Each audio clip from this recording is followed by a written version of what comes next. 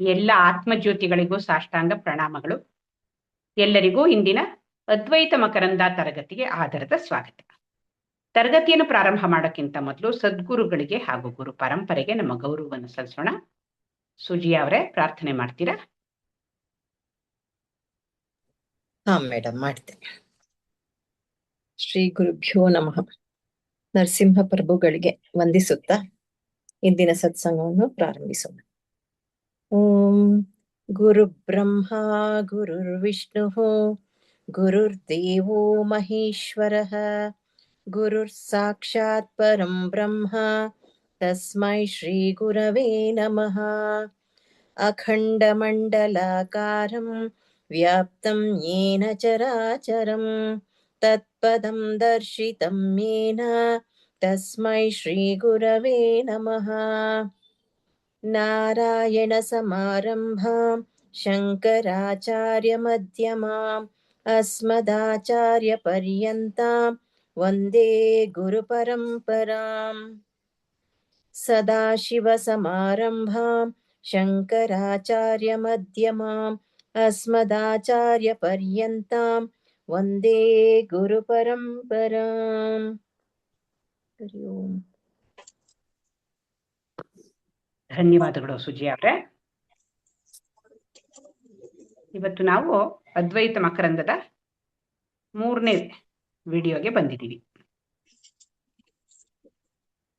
ಅದರಲ್ಲಿ ಇವಾಗ ಪ್ರಶ್ನೋತ್ತರಗಳನ್ನ ಪ್ರಾರಂಭ ಮಾಡೋಣ. ಮೊದಲನೇ ಪ್ರಶ್ನೆ ಪದ್ಮಾ ಅವರಿಗೆ. 3ನೇ ಕಣ್ಣು ಅಥವಾ ಜ್ಞಾನದ ಕಣ್ಣು ಎಂದರೇನು? ಅದು ಎಲ್ಲಿರುತ್ತದೆ? ನಾವು ಬಾಹ್ಯ ಪ್ರಪಂಚವನ್ನ ನೋಡೋದಕ್ಕೆ 2 ಕಣ್ಣುಗಳನ್ನ ಉಪಯೋಗಿಸ್ತೀವಿ. ಹಾಗೆ ಬೇರೆ ವಿಚಾರಗಳನ್ನು ಮಾಡ್ಬೇಕಾದ್ರೂ ಸಹ ಈ ಮನಸ್ಸು ಅನ್ನೋದನ್ನು ಸಹ ಉಪಯೋಗಿಸ್ತೀವಿ, ಈ ರೀತಿಯಲ್ಲಿ ವಿಚಾರಗಳನ್ನ. ಆದ್ರೆ ಈಗ ಸಂತ ಕಬೀರರ ಉದಾಹರಣೆಯನ್ನು ತೆಗೆದುಕೊಂಡು ನಮ್ಮ ಗುರುಗಳು 3ನೇ ಕಣ್ಣು ಅಂದ್ರೆ ಏನು ಅನ್ನೋದನ್ನ ವಿವರಿಸಿದ್ದಾರೆ.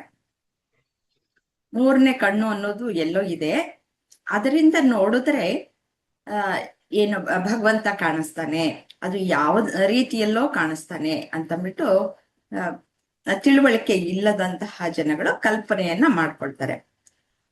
ಈ ಕಬೀರರ ಉದಾಹರಣೆಯ ಮೂಲಕ ಏನ್ ಹೇಳ್ತಾರೆ ಅಂತಂದ್ರೆ, ಕಬೀರರು ಅವರು ಮುಸ್ಲಿಮರಾಗಿದ್ರಿಂದ ಅವರನ್ನ ನಮ್ಮ ಹಿಂದೂಗಳ ದೇವಸ್ಥಾನಕ್ಕೆ ಸೇರಿಸ್ತಾ ಇರ್ಲಿಲ್ಲ. ಮತ್ತೆ ರಾಮ ರಾಮ ರಾಮ ಅಂತ ಯಾವಾಗ್ಲೂ ರಾಮ ಧ್ಯಾನ ಮಾಡ್ತಾ ಇದ್ದಿದ್ರಿಂದ ಅವ್ರಿಗೆ ಮಸೀದಿಗೂ ಸೇರಿಸ್ತಾ ಇರ್ಲಿಲ್ಲ. ಹಾಗಾಗ್ಬಿಟ್ಟು ಜನಗಳೆಲ್ಲ ಕೇಳ್ತಾ ಇದ್ರು, ನೀವು ರಾಮ ರಾಮ ಅಂತಿರಲ್ಲ, ರಾಮನ್ನ ಹೆಂಗ್ ನೋಡ್ತೀರಾ ನೀವು ಅಂತ. ಸರಿ, ನಾನು ರಾಮನ್ ನೋಡ್ಬೇಕಾದ್ರೆ ನಾನು ಮಸೀದಿಗೂ ಹೋಗ್ಬೇಕಾಗಿಲ್ಲ ಅಥವಾ ದೇವಸ್ಥಾನಕ್ಕೆ ಹೋಗ್ಬೇಕಾಗಿಲ್ಲ, ನಾನು ಎಲ್ಲ ಏನೇನು ನೋಡ್ತೀನೋ ಅದೆಲ್ಲೂ ಸಹ ರಾಮನೇ ಆಗಿದ್ದಾನೆ. ನಾನು ಏನು ನಡೆದಾಡ್ತೀನೋ ಅದೆಲ್ಲ ಪ್ರದಕ್ಷಿಣೆ ರಾಮನಿಗೆ ಆಗಿದೆ. ಹಾಗಾಗಿ ನಾನು ಏನು ಪ್ರತಿಯೊಂದು ಏನು ನುಡಿತೀನೋ ಅದೆಲ್ಲೂ ಸಹ ರಾಮ ಧ್ಯಾನವೇ ಆಗಿದೆ. ಹಾಗೆ ಸಕಲವೂ ರಾಮಮಯವೇ ಆಗಿದೆ ಅಂತಂದ್ಬಿಟ್ಟು ಹೇಳ್ತಾನೆ. ಹಾಗಾದ್ರೆ ಹೆಂಗೆ ಇದು, ಇವ್ರಿಗೇನೋ ಒಂದು 3ನೇ ಕಣ್ಣಿದೇನೋ, ಎಲ್ಲವೂ ಸಹ ರಾಮನ್ ತರ ಕಾಣಿಸ್ತಾ ಇದ್ದಾರೆ ಅಂದ್ರೆ, ಈ ಗೋಡೆ ಮತ್ತೆ ಏನು ಒಂದ್ ಪುಸ್ತಕ ಆಗ್ಲಿ ಟೇಬಲ್ ಆಗ್ಲಿ ಏನೇನ್ ನೋಡಿದ್ರು ಅವ್ರಿಗೆ ನಮ್ಗೆ ಈ ತರ ಕಾಣಿಸ್ತಾ ಇದೆ, ಅವ್ರಿಗೆ ರಾಮನಾಗಿ ಹೆಂಗ್ ಕಾಣಿಸ್ತಾ ಇದೆ ಅಂತಂದ್ಬಿಟ್ಟು ಹೇಳ್ತಾರೆ. ಅವಾಗ 3ನೇ ಕಣ್ಣಿದ್ಯಾ ಅಂತ ಹಾಗಲ್ಲ, ಇದು ಆತ್ಮಜ್ಞಾನದ ಕಣ್ಣು ಅನ್ನೋದು ಅರ್ಥ ಮಾಡ್ಕೊಳ್ಬೇಕು. ಯಾವ ಒಂದು ವೇದಾಂತ ಜ್ಞಾನ ಏನೋ, ಆತ್ಮ ಅಂದ್ರೆ ಏನು, ಅದರ ತಿಳುವಳಿಕೆಯನ್ನ ತಿಳ್ಕೊಂಡಾಗ ಅದು ಆ ಜ್ಞಾನ ಚಕ್ಷುವಿನ ಮೂಲಕ ನೋಡಿದಾಗ ಎಲ್ಲದರ ಅಸ್ತಿತ್ವ ಸಹ ಈ ಆತ್ಮ ಅಂದ್ರೆ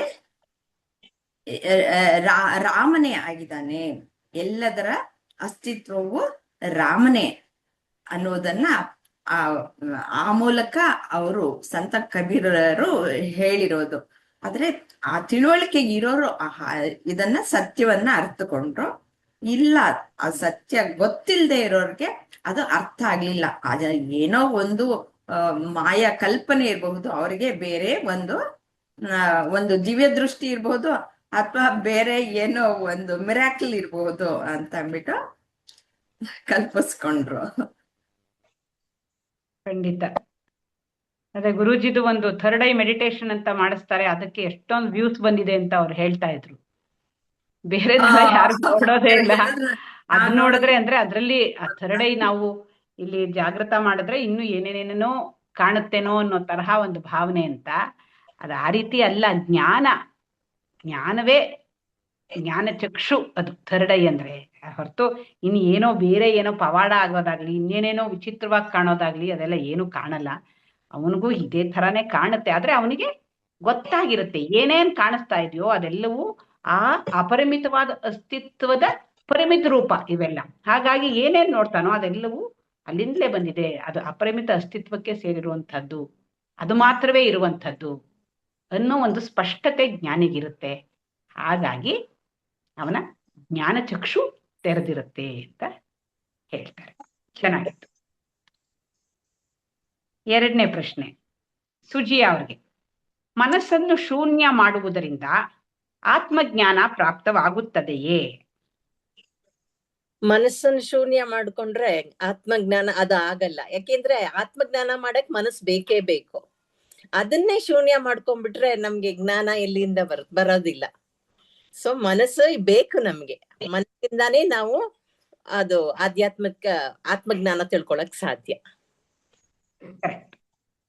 ಶ್ರವಣ ಮಾಡ್ಬೇಕು, ಗುರುಗಳು ಕೇಳಿದ್ದನ್ನ ಶ್ರವಣ ಮಾಡಿ ಬುದ್ಧಿನ ಉಪಯೋಗಿಸಿ ಮನನ ಮಾಡಿ ಆಮೇಲೆ ನಿಧಿಧ್ಯಾಸ ಮಾಡ್ಬೇಕು. ಅದೆಲ್ಲದಕ್ಕೂ ಕೂಡ ಮನಸ್ಸು ಬೇಕು.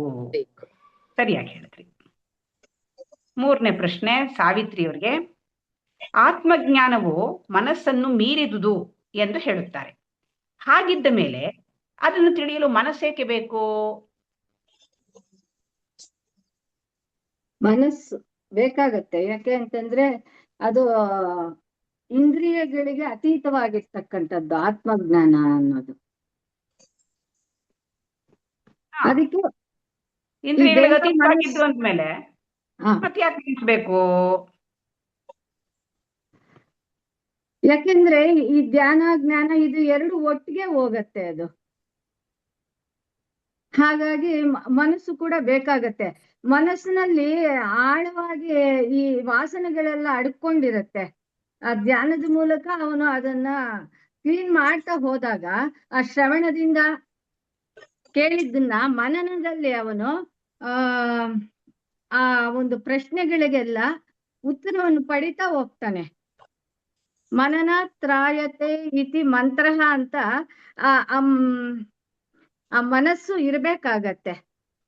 ಮನಸ್ಸೇ ಈ ಬಂಧನಕ್ಕೂ ಮೋಕ್ಷ ಎಲ್ಲದಕ್ಕೂ ಇದೇ ಕಾರಣ ಅಂತ ಹೇಳ್ತಾರೆ. ಹಾಗಾಗಿ ಮನಸ್ಸು ಬೇಕು. ಹೌದು, ಅದು ಆತ್ಮಜ್ಞಾನ ಅನ್ನೋದು ಮನಸ್ಸಿನ ಮೀರಿದ್ದು ಅಂದ್ರೂ ನಮ್ಗೆ ಮೊದಲು ತಪ್ಪು ಕಲ್ಪನೆ ಇದೆ. ಏನ್ ತಪ್ಪು ಕಲ್ಪನೆ ಇದೆ? ನಾನು ದೇಹ ಮನಸ್ಸು ಬುದ್ಧಿ ಅನ್ನೋ ತಪ್ಪು ಕಲ್ಪನೆ ಎಲ್ಲಿದೆ? ಅದು ಮನಸ್ಸಿನಲ್ಲೇ ಇರೋದು. ಆ ಅಜ್ಞಾನನು ಮನಸ್ಸಿನಲ್ಲೇ ಇರೋದು. ಅದಕ್ಕೆ ನಾನು ದೇಹ ಮನಸ್ಸು ಬುದ್ಧಿ ಅಲ್ಲ ಅನ್ನೋದು ಹೇಗೆ? ಅದ್ರ ವಿಚಾರ ಏನಿದೆಯೋ ಅದನ್ನು ಕೂಡ ಮನಸ್ಸಿನ ಮೂಲಕವೇ ತಿಳ್ಕೊಬೇಕು. ಅಲ್ಲಿರೋ ಅಜ್ಞಾನ ಹೋಗ್ಲಾಡಿಸ್ಬೇಕಾದ್ರೆ ಮನಸ್ಸಿನಲ್ಲೇ ಜ್ಞಾನ ಉಂಟಾಗ್ಬೇಕು.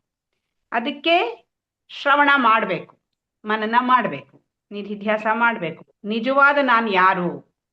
ನಾನು ನಿಜವಾಗ್ಲೂ ದೇಹ ಮನಸ್ಸು ಬುದ್ಧಿನ ಅಥವಾ ದೇಹ ಮನಸ್ಸು ಬುದ್ಧಿಯನ್ನ ಮೀರಿದ ಆತ್ಮಸ್ವರೂಪನ ಅನ್ನೋದನ್ನ ಮನಸ್ಸಿನಲ್ಲೇ ಬುದ್ಧಿಯಲ್ಲೇ ಅದು ವಿಚಾರ ನಡೆದು ಆ ಸ್ಪಷ್ಟತೆ ಬರಬೇಕು. ಹಾಗಾಗಿ ಮನಸ್ಸು ಬೇಕೇ ಬೇಕು. ಮುಂದಿನ ಪ್ರಶ್ನೆ ಸಂಧ್ಯಾ ಅವ್ರದ್ದು. ಆತ್ಮಜ್ಞಾನ ಅಪರೋಕ್ಷ ಎನ್ನುತ್ತಾರೆ. ಹಾಗಿದ್ದ ಮೇಲೆ ಶಾಸ್ತ್ರಗಳಿಂದ ನಾವು ತಿಳಿದುಕೊಳ್ಳುವುದೇನು? ಅಂದ್ರೆ ಆತ್ಮಜ್ಞಾನ ಅಪರೋಕ್ಷ ಅಂದ್ರೆ ಅದಕ್ಕೆ ಪರೋಕ್ಷ ಜ್ಞಾನದ ಅಗತ್ಯ ಇದೆ ಅಂತ. ಅಂದ್ರೆ ವೇದಾಂತದ ಮೂಲಕ ನಾವು ಪಡ್ಕೊಳಕ್ಕೆ, ಅಂದ್ರೆ ಗುರುಗಳು ಹೇಳಿದ್ದನ್ನ ಅಪರೋಕ್ಷ ಜ್ಞಾನ ಅಂದ್ರೆ ನಾವು ಬೇರೆ ರೀತಿಯಿಂದ ಅರ್ಥಕೊಳ್ಳೋದಕ್ಕಾಗೋದಿಲ್ಲ. ಆತ್ಮಜ್ಞಾನ ಅಂದ್ರೆ ಈಗ ಪ್ರಪಂಚ ಜ್ಞಾನ ಮತ್ತು ಆತ್ಮಜ್ಞಾನ ಅಂತ ಇದೆಯಲ್ಲ, ಪ್ರಪಂಚ ಜ್ಞಾನ ತಿಳಿಯೋದಿಕ್ಕೆ ದೇಹ ಮನ ಬುದ್ಧಿಗಳ ಅವಶ್ಯಕತೆ ಇರುತ್ತೆ. ಅಂದ್ರೆ ಪುಸ್ತಕಗಳ ಮೂಲಕ ಇಂದ್ರಿಯ ಮತ್ತು ಮನಸ್ಸಿನ ಮೂಲಕ ಈ ವಿಜ್ಞಾನ ಕಲ್ತ್ಕೋಬೇಕು ಅಂದ್ರೆ ಕೆಮಿಸ್ಟ್ರಿ, ವಿಜ್ಞಾನ ಇವುಗಳನ್ನೆಲ್ಲ ತಿಳಿದುಕೊಳ್ಳೋಕೆ ಪುಸ್ತಕ ಬೇಕು, ಗುರುಗಳು ಬೇಕು. ಹಾಗೆ ಈಗ ಆತ್ಮಜ್ಞಾನ ಅನ್ನೋದನ್ನ ಪ್ರತ್ಯಕ್ಷ ನೋಡಿದಾಗ, ಅನುಮಾನದಿಂದ ನೋಡಿದಾಗ ನಮ್ಗೆ ಅರಿವಾಗಲ್ಲ. ಅನುಮಾನದಿಂದ ನೋಡಿದ್ರೆ ನಮ್ಗೆ ಗೊತ್ತಾಗಲ್ಲ. ಅಲ್ಲಿ ಶ್ರವಣ ಅಂದ್ರೆ ಗುರುಗಳು ಹೇಳಿದ ವೇದಾಂತದ ಜ್ಞಾನವನ್ನ ಶ್ರವಣ ಮಾಡಿ ಅದನ್ನ ಮನನದ ತರಗತಿಗಳ ಮೂಲಕ, ಈಗ ಅದ್ವೈತ ಮಕರಂದ ಅನ್ನೋ ಈ ಪುಸ್ತಕ ಏನಿದೆ, ಇದು ಮನನ ಗ್ರಂಥವಾದದ್ರಿಂದ ಇಲ್ಲಿ ನಮಗ ಬಂದ ಅನುಮಾನಗಳನ್ನ ಚರ್ಚೆ ಮಾಡಿ, ವಿಚಾರ ಮಾಡಿ, ಅದ್ರಲ್ಲಿ ಬಂದದ್ದ ಅನುಮಾನಗಳನ್ನೆಲ್ಲ ದೂರ ಮಾಡ್ಕೊಂಡು ನಾವು ಬುದ್ಧಿಯನ್ನು ಉಪಯೋಗಿಸಿ ಗುರುಗಳ ವಾಕ್ಯವನ್ನ ನಾವು ಅರ್ಥಕೊಂಡಾಗ ನಮ್ಗೆ ಜ್ಞಾನ ಪ್ರಾಪ್ತಿ ಆಗುತ್ತೆ. ಇದನ್ನೇ ಆತ್ಮಜ್ಞಾನ ಅನ್ನೋದು. ಅಂದ್ರೆ ಇಂದ್ರಿಯಗಳು ಮನಸ್ಸಿನ ಮೂಲಕ ನಮ್ಗೆ ಇವುಗಳ ಅವಶ್ಯಕತೆ ಇದೆ. ನಾವು ಏನೇ ಪಡ್ಕೋಬೇಕಾದ್ರೂ ಇವು ಉಪಾಧಿಗಳನ್ನ ಉಪಯೋಗಿಸ್ಕೊಂಡು ನಾವು ಆತ್ಮಜ್ಞಾನವನ್ನ ಪಡ್ಕೋಬಹುದು. ಅಂದ್ರೆ ಕಿವಿಗಳಿಂದ ಗುರುಗಳು ಹೇಳಿದ ವಾಕ್ಯವನ್ನ ಕೇಳೋದಿಕ್ಕೆ ನಮ್ಗೆ ಇಂದ್ರಿಯಗಳ ಅವಶ್ಯಕತೆ ಇದೆ. ಮತ್ತೆ ಕಣ್ಣುಗಳ ಮೂಲಕ ವೇದಾಂತ ಪುಸ್ತಕಗಳನ್ನ ಓದೋದಕ್ಕೂ ಅದು ಅವಶ್ಯಕತೆ ಇದೆ. ಆದ್ರೆ ನಮ್ಗೆ ಇವುಗಳನ್ನೆಲ್ಲ ಗುರುಗಳ ಮೂಲಕ ಕೇಳಿ ವೇದಾಂತವನ್ನ ಅರ್ಥ ಮಾಡ್ಕೊಂಡಾಗ ಶ್ರವಣ ಮನನ ನಿಧಿಧ್ಯಾಸಗಳನ್ನ ಮಾಡ್ತಾ ಈ ನಾನು ಅನ್ನೋದ್ರ ಬಗ್ಗೆ ನಮ್ಗೆ ಏನ್ ತಪ್ಪು ಕಲ್ಪನೆಗಳಿದೆ, ದೇಹ ಮನ ಬುದ್ಧಿಗಳೇ ನಾವು ಅನ್ನೋದನ್ನ ಇದನ್ನ ದೂರ ಮಾಡ್ಕೊಂಡು ಆಧ್ಯಾತ್ಮಿಕ ಜ್ಞಾನಕ್ಕೆ ಬುದ್ಧಿ ಬೇಕಿಲ್ಲ ಅಂತಾರೆ. ಅಲ್ಲ, ಇದು ಮನಸ್ಸು ಬುದ್ಧಿ ಬೇಕಿಲ್ಲ ಅಂತ. ಆದ್ರೆ ಇದು ಒಂದು ಭ್ರಮೆ. ಇವುಗಳ ಅವಶ್ಯಕತೆ ಇದೆ. ಯಾಕೆಂದ್ರೆ ನಮ್ ತಪ್ಪುಗಳನ್ನ ಹೋಗಲಾಡಿಸ್ಕೋಬೇಕು ಅಂದ್ರೆ, ಓದೋದನ್ನ ಅರ್ಥ ಮಾಡ್ಕೋಬೇಕು ಅಂದ್ರೆ ನಮ್ಗೆ ಇವುಗಳ ಅವಶ್ಯಕತೆ ಇದೆ. ಹಾಗಾಗಿ ಇದನ್ನ ಅರ್ಥಕೋಬಹುದು ಅಂತ. ನೇರವಾಗಿ ಜ್ಞಾನ ಪಡ್ಕೊಳ್ಳೋಕೆ ಆಗದೆ ಇದ್ದಾಗ ಅಪರೋಕ್ಷ ರೀತಿಯಲ್ಲೂ ಪಡ್ಕೋಬಹುದು ಅನ್ನೋದನ್ನ ಹೇಳಿದ್ದಾರೆ ಅಂತ. ಅಜ್ಞಾನ ನಿವಾರಣೆಗೆ ಜ್ಞಾನ ಬೇಕು. ವೇದಾಂತದ ವಿಷಯಗಳನ್ನ ತಿಳ್ಕೊಳಕ್ಕೆ ಶ್ರವಣ ಮನನ ಬೇಕು. ಆ ಶ್ರವಣ ಮನನ ಮಾಡೋದನ್ನ ಚರ್ಚಿಸಿ ಮನನ ತರಗತಿಗಳಲ್ಲಿ ಅನುಮಾನ ನಿವಾರಣೆ ಮಾಡ್ಕೊಂಡಾಗ ನಾನು ಬ್ರಹ್ಮ ಸ್ವರೂಪಿ, ನಾನು ಆತ್ಮ ಅನ್ನೋದನ್ನ ಆತ್ಮಜ್ಞಾನದ ಮೂಲಕ ಪಡ್ಕೋಬಹುದು. ಅವಾಗ ನಮ್ಗೆ ದೃಢವಾಗುತ್ತೆ ವೇದಾಂತದ ಪುಸ್ತಕಗಳನ್ನ ಮೂಲಕ ತಿಳ್ಕೊಂಡಾಗ ಅನ್ನೋದನ್ನ ಈ ರೀತಿ. ನಿಜ. ಅಂದ್ರೆ ಇವಾಗ ಏನು ಅಂದ್ರೆ ಆತ್ಮಜ್ಞಾನ ಅನ್ನೋದು ಅಪರೋಕ್ಷ ಅಂತಾರೆ. ಅಂದ್ರೆ ನಮಗ್ ಗೊತ್ತಿದೆ ಅದು ಅಂತ. ಗೊತ್ತಿದ್ದ ಮೇಲೆ ಮತ್ತೆ ಯಾಕೆ ಶಾಸ್ತ್ರದಿಂದ ತಿಳ್ಕೊಬೇಕು ಅಂತ. ಇವಾಗ ಅದಕ್ಕೆ ಅಲ್ಲೇನ್ ಹೇಳ್ತಾರೆ ಅಂದ್ರೆ, ಏನಿದು ನಮಗ್ ಗೊತ್ತಿರೋದು ಏನಪ್ಪಾ, ಇವಾಗ ನಾನಿದ್ದೀನಿ ಅನ್ನೋದು ನಮಗ್ ಗೊತ್ತಿದೆ. ನಾನು ಇದ್ದೀನಿ ಸಚ್ಚಿತ್ ಆನಂದ ಸ್ವರೂಪಿ ಅನ್ನೋದನ್ನ ನಾವು ವೇದಾಂತದ ಪುಸ್ತಕಗಳ ಮೂಲಕನೇ ಅರ್ಥಕೋಬೇಕು. ಒಂದ್ ನಿಮಿಷ. ಇವಾಗ ಇಲ್ಲಿ ಅಪರೋಕ್ಷ ಅಂತ ಹೇಳ್ತಾ ಇದ್ದಾರೆ. ಅಂದ್ರೆ ನಮ್ಗೆ ಹಾಗೆ ತಿಳಿದಿದೆ ಅಂತ. ನಮ್ಗೆ ಹಾಗೆ ಏನ್ ತಿಳಿದಿದೆ? ನಮ್ಗೆ ನಾನ್ ಬ್ರಹ್ಮಸ್ವರೂಪಿ ಅಂತ ತಿಳಿದಿದ್ಯಾ? ಬ್ರಹ್ಮಸ್ವರೂಪಿ ಅಂತ ಹಾಗೆ ತಿಳಿದಿಲ್ಲ. ನಮ್ಗೇನ್ ತಿಳಿದಿದೆ? ನಾನ್ ಇದೀನಿ ಅನ್ನೋದು ತಿಳಿದಿದೆ. ಇವಾಗ ನಮ್ಗೇನು, ಇವಾಗ ನೀವ್ ಇದೀರಿ ಅನ್ನೋದು ನಿಮಗ್ ಗೊತ್ತಲ್ವಾ? ನಮ್ಗೆಲ್ರಿಗೂ ಗೊತ್ತು ತಾನೆ. ನಾನ್ ಇದೀನಿ ಅನ್ನೋದ್ರ ಬಗ್ಗೆ ನಮ್ಗೇನಾದ್ರು ಅನುಮಾನ ಇದೆಯಾ? ಇಲ್ಲ, ಖಂಡಿತ ಇಲ್ಲ. ನಾನ್ ಇದೀನಿ ಅನ್ನೋದು ಎಲ್ರಿಗೂ ಸ್ಪಷ್ಟ. ಆ ನಾನ್ ಇದೀನಿ ಅಂತ ಅನ್ನೋದೇ ನಿಜವಾಗ್ಲೂ ಅಪರೋಕ್ಷ ಜ್ಞಾನ. ಅಂದ್ರೆ ಸತ್ ಚಿತ್, ಅದು ಸತ್ ಇರುವಿಕೆ, ಇರುವಿಕೆಯ ಅರಿವು. ನಾನು ಇದ್ದೇನೆ ಅನ್ನೋದು ನನಗ್ ತಿಳಿದಿದೆ. ಅಂದ್ರೆ ಏನಾಯ್ತು? ನನ್ನ ಅಸ್ತಿತ್ವದ ಅರಿವು ನನಗಿದೆ ಅಂತ ಆಯ್ತು. ಅದು ತಾನೇ ತಾನಾಗ್ ಗೊತ್ತು ನಮ್ಗೆ. ನಾವೇನ್ ಯಾರನೋ ಏನ್ ಕೇಳ್ಕೊಂಡು ನಾನ್ ಇದೀನೇನ್ರಿ ಅಂತ ಅವ್ರನ್ನ ಕೇಳ್ಬಿಟ್ಟು, ಹೌದ್ರಿ ನೀವ್ ಇದೀರಾ ಅಂದ್ಮೇಲೆ ಹಾಗಾದ್ರೆ ನಾನ್ ಇದೀನಿ ಅಂತ ನಾವೇನ್ ಅಂದ್ಕೊಂಡಿಲ್ಲ. ನಮ್ಗ್ ಬೆಳಗ್ಗೆ ಕಣ್ಣು ಬಿಟ್ಟಾಗ್ಲಿಂದು ನಾನ್ ಇದೀನಿ ಅನ್ನೋದ್ರ ಬಗ್ಗೆ ನಮಗ್ ಕನ್ಫರ್ಮ್ ಇದೆ. ಡೆಫಿನೆಟ್ ಆಗಿ ಗೊತ್ತು. ಅಂದ್ರೆ ಅದು ಆ ಜ್ಞಾನ ಏನಿದೆ, ನಾನು ಇದ್ದೇನೆ ಅನ್ನೋ ಜ್ಞಾನ ಏನಿದೆ, ಅದು ಅಪರೋಕ್ಷ. ಡೈರೆಕ್ಟ್ ನಾಲೆಡ್ಜ್, ಯಾವುದರ ಸಹಾಯವೂ ಇಲ್ಲದೆ ನಮಗೆ ಇರುವಂತ ಜ್ಞಾನ, ಅದು ಅಪರೋಕ್ಷ ಜ್ಞಾನ. ಆದ್ರೆ ಯಾಕೆ ಮತ್ತೆ ಶಾಸ್ತ್ರ ಓದ್ತಾ ಇದೀವಿ ನಾವು ಅಂತ ಕೇಳಿದ್ರೆ, ಅಲ್ಲಿ ಏನ್ ಹೇಳ್ತಾರೆ? ನಾನು ಇದೀನಿ ಅಂತ ಅನ್ನೋದು ಅಪರೋಕ್ಷ ಜ್ಞಾನವೇ ಆದ್ರೂ, ಆ ನಾನು ಅನ್ನೋದಕ್ಕೆ ನಾವು ಕೊಟ್ಕೊಂಡಿರೋ ವಿವರಣೆ ಏನು? ದೇಹ ಮನಸ್ಸು ಬುದ್ಧಿ ಅಂತ ಕೊಟ್ಕೊಂಡು ಅಲ್ಲಿ ತಪ್ಪು ಮಾಡ್ತಾ ಇದೀವಿ. ಇವಾಗ ನಾನು ಅನ್ನೋ ಒಂದು ಪದಕ್ಕೆ ನಾವು ಏನ್ ವಿವರಣೆ ಕೊಟ್ಕೋಬೇಕಾಗಿತ್ತು? ಆತ್ಮ ಅಂತ ಕೊಟ್ಕೋಬೇಕಾಗಿತ್ತು. ಗೊತ್ತಾಗ್ತಿಲ್ಲ ನಮ್ಗೆ. ನಾನ್ ಇದೀನಿ ಅನ್ನೋದು ನಮಗ್ ಕನ್ಫರ್ಮ್ ಇದೆ. ಅದು ಯಾರಿಂದಾನು ನಾವೇನ್ ಕಟ್ಕೋಬೇಕಾಗಿಲ್ಲ. ಆದ್ರೆ ನಾನ್ ಇದೀನಿ ಅನ್ನೋದನ್ನ ತಪ್ಪಾಗಿ ಅರ್ಥೈಸ್ಕೊತಾ ಇದ್ದೀವಿ. ನಾನು ಇದೀನಿ ಅಂದ್ರೆ ಸಂಧ್ಯಾ ಇದೀನಿ, ಸಾವಿತ್ರಿ ಇದೀನಿ, ಕಾತ್ಯಾಯಿನಿ ಇದೀನಿ ಅಂತ ಅನ್ಕೋತಾ ಇದೀವಿ. ಇಲ್ಲಿ ತಪ್ಪಾಗ್ತಾ ಇದೆ. ಈ ತಪ್ಪನ್ನ ಸರಿಪಡಿಸೋದಕ್ಕೆ ನಮಗೆ ಶಾಸ್ತ್ರ ಬೇಕು. ಹೌದು. ಶಾಸ್ತ್ರ ನೋಡಪ್ಪ, ನೀನ್ ದೇಹ ಮನಸ್ಸು ಬುದ್ಧಿ ಅಲ್ಲ, ನಿನಗೆ ನಿಜವಾಗ್ಲೂ ನೇರವಾಗಿ ಗೊತ್ತಿದೆ ನೀನಿದೀಯಾ ಅಂತ, ಆದ್ರೆ ಅದನ್ನ ತಪ್ಪಾಗಿ ತಿಳ್ಕೊಳ್ತಾ ಇದೀಯಾ, ಆ ತಪ್ಪು ತಿಳುವಳಿಕೆಯನ್ನ ಸರಿ ಮಾಡ್ಕೋ ಅಂತ ಹೇಳುತ್ತೆ ಶಾಸ್ತ್ರ. ಹಾಗಾಗಿ ಶಾಸ್ತ್ರದ ಅವಶ್ಯಕತೆ ನಮ್ಗಿದೆ. ಕತ್ಲು ಕೋಣೆಲಿ ಒಬ್ಬ ಇದ್ದಾಗ ಕುರ್ಚಿ ಇದೆಯಾ ಮೇಜ್ ಇದೆಯಾ ಅಂದಾಗ ಗೊತ್ತಿಲ್ಲ ಅಂತಾನೆ, ನೀನಿದೀಯಾ ಅಂದ್ರೆ ಹೌದು ನಾನಿದ್ದೀನಿ ಅಂತಾನೆ, ತಕ್ಷಣ ಗೊತ್ತು ಅವನ್ಗೆ, ಯಾರು ಹೇಳ್ಕೊಡ್ಬೇಕಾಗಿಲ್ಲ. ಆದ್ರೆ ಹೆಂಗಪ್ಪ ಗೊತ್ತು ನೀನಿದೀಯಾ ಅಂತಂದ್ರೆ ಅಂದ್ರೆ ನನ್ ದೇಹ ಇದೆಯಲ್ಲ ಅದರಿಂದ ಗೊತ್ತು ಅಂತ ಹೇಳ್ತಾನೆ. ಅಲ್ಲಿ ತಪ್ಪು. ದೇಹ ಇರೋದ್ರಿಂದ ಅಲ್ಲ ಗೊತ್ತಿರೋದು, ಅದು ಇರೋದ್ರಿಂದ ದೇಹನೂ ಇರೋದು ಗೊತ್ತಾಗ್ತಾ ಇರೋದು. ಆ ಒಂದು ಇರುವಿಕೆ ಏನಿದೆ, ಸತ್ ಚಿತ್ ಏನಿದೆ, ಅದು ಆ ಚೈತನ್ಯ ಏನಿದೆ, ಅದು ಇರೋದ್ರಿಂದಲೇ ಈ ದೇಹ ಇದೆ ಅನ್ನೋದು ನಮಗ್ ಗೊತ್ತಾಗ್ತಿರೋದು. ಆದ್ರೆ ನಾವು ಉಲ್ಟಾ ಹೇಳ್ತಿದ್ವಿ, ದೇಹ ಇರೋದ್ರಿಂದ ನನಗೆ ನಾನಿದ್ದೀನಿ ಅಂತ ಗೊತ್ತಾಗ್ತಿದೆ ಅಂತ ಹೇಳ್ತಿದೀವಿ. ಅಲ್ಲಿ ತಪ್ಪಾಗ್ತಾ ಇದೆ. ಹಾಗಾಗಿ ಈ ತಪ್ಪು ತಿಳುವಳಿಕೆಯನ್ನ ವೇದಾಂತ ಸರಿ ಮಾಡುತ್ತೆ. ಅದಕ್ಕೋಸ್ಕರವಾಗಿ ವೇದಾಂತ ಬೇಕು. ಶೀಲಾ ಅವರು, ನೀವು ರೆಡಿ ಇದ್ದೀರಾ? ಕೇಳ್ಬೋದಾ? ಹೇಳಿ ಮೇಡಮ್.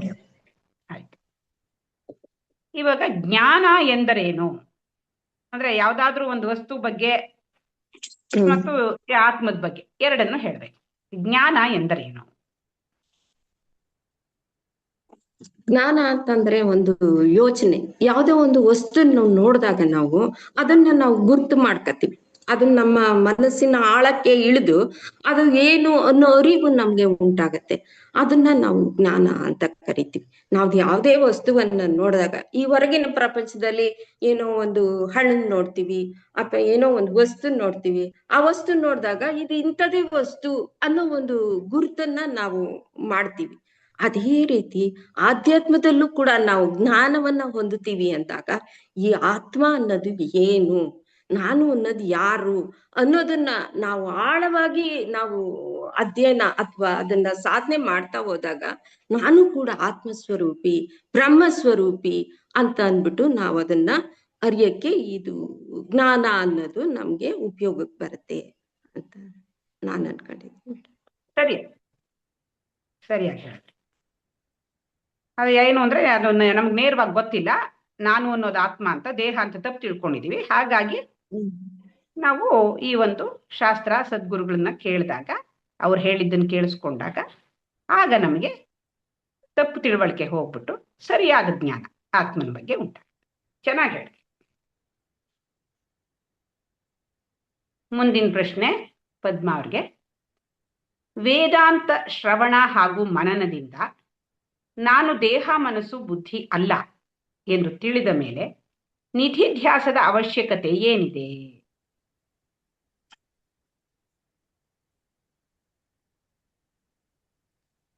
ವೇದಾಂತ ಶಾಸ್ತ್ರಗಳನ್ನ ನಾವು ಅಧ್ಯಯನ ಮಾಡುವಾಗ ಆತ್ಮಜ್ಞಾನಕ್ಕೋಸ್ಕರ ಅಧ್ಯಯನವನ್ನ ಮಾಡ್ತೀವಿ. ಅವಾಗ ಶ್ರವಣ ಮನನ. ಶ್ರವಣ ಅಂತಂದ್ರೆ ಶಾಸ್ತ್ರಗಳಲ್ಲಿ ಏನ್ ಹೇಳಿದೆ, ಜೀವಾತ್ಮ ಪರಮಾತ್ಮ ಒಂದೇ ಅನ್ನೋದನ್ನ ಹೇಳಿದೆ. ಅದನ್ನ ನಾವು ವಿಚಾರ ಮಾಡಿ ತಾರ್ಕಿಕವಾಗಿ ಹೌದು ಅಂತ ತಿಳ್ಕೊಳ್ಳುವಂತಹದ್ದು ಮನನವಾಗತ್ತೆ. ಇವೆ ಎರಡೂ ಸಹ ಒಂದು ಜಾಗೃತ ಮನಸ್ಸಿನಲ್ಲಿ ಆಗುವಂತಹದ್ದು. ಆದ್ರೆ ಸುಪ್ತ ಮನಸ್ಸಿನಲ್ಲಿ ಅನೇಕ ವಾಸನೆಗಳಿರುತ್ತೆ, ನಮ್ಮ ನಂಬಿಕೆಗಳು ಬೇಕಾದಷ್ಟಿರುತ್ತೆ. ನಾನು ಆತ್ಮ ಅಂತ ಅಷ್ಟು ಬೇಗ ಕೇಳಿದ ತಕ್ಷಣ ಅದು ಒಳಕ್ಕೆ ಹೋಗಕ್ಕೆ ಸಾಧ್ಯ ಇಲ್ಲ. ಅದು ಎಷ್ಟೋ ಕೋಟಿ ಕಲ್ಪಗಳು ಅಂತ ಅಂದ್ಬಿಟ್ಟು ನಾವು ತಿಳ್ಕೊಂಡಿದೀವಿ ಅಲ್ವಾ. ಹಾಗಾಗಿ ಆ ಕೋಟಿ ಕಲ್ಪಗಳಿಂದ ಇರುವಂತಹ ಅಜ್ಞಾನವನ್ನ ಒಂದೇ ಸತಿ ತೊಡೆದು ಹಾಕೋಕೆ ಸಾಧ್ಯ ಇಲ್ಲ. ಅದಕ್ಕೋಸ್ಕರ ಆ ಸುಪ್ತ ಮನಸ್ಸಿನಲ್ಲಿ ಇರುವಂತಹ ಅದನ್ನ ಹೊರಗಡೆಗೆ ತಂದು ಆ ಸ್ಥಳದಲ್ಲಿ ಈ ಒಂದು ಆತ್ಮಜ್ಞಾನವನ್ನ ತುಂಬುವಂತ ಕೆಲಸ ನಿಧಿಧ್ಯಾಸ ಮಾಡತ್ತೆ. ಇದೆರಡೇ ಡಿಫ್ರೆನ್ಸ್ ಇರೋದು. ಅದಕ್ಕೋಸ್ಕರ ಅದನ್ನ ಕ್ಲೀನ್ ಮಾಡಿ ಆ ಜಾಗದಲ್ಲಿ ಈ ಒಂದು ಜ್ಞಾನವನ್ನ ತುಂಬೋದು ನಿಧಿಧ್ಯಾಸ. ಸರಿಯಾಗಿ. ಅದ್ರ ಜೊತೆಗೆ ಸೇವೆಯ ಅವಶ್ಯಕತೆಯೂ ಇದೆಯಾ? ನೀವೇ ಹೇಳಿ. ಖಂಡಿತ ಇದೆ. ಯಾಕೆಂದ್ರೆ ಎಲ್ಲ ಅಧಿಕಾರಿಗಳು ಒಂದೇ ತರ ಇರಲ್ಲ. ಅವರಿಗೆ ವಾಸನೆಗಳು ಅನ್ನೋದು ಯಾವಾಗ ಜಾಸ್ತಿ ಇರುತ್ತೋ, ಯಾವಾಗ ನಾನು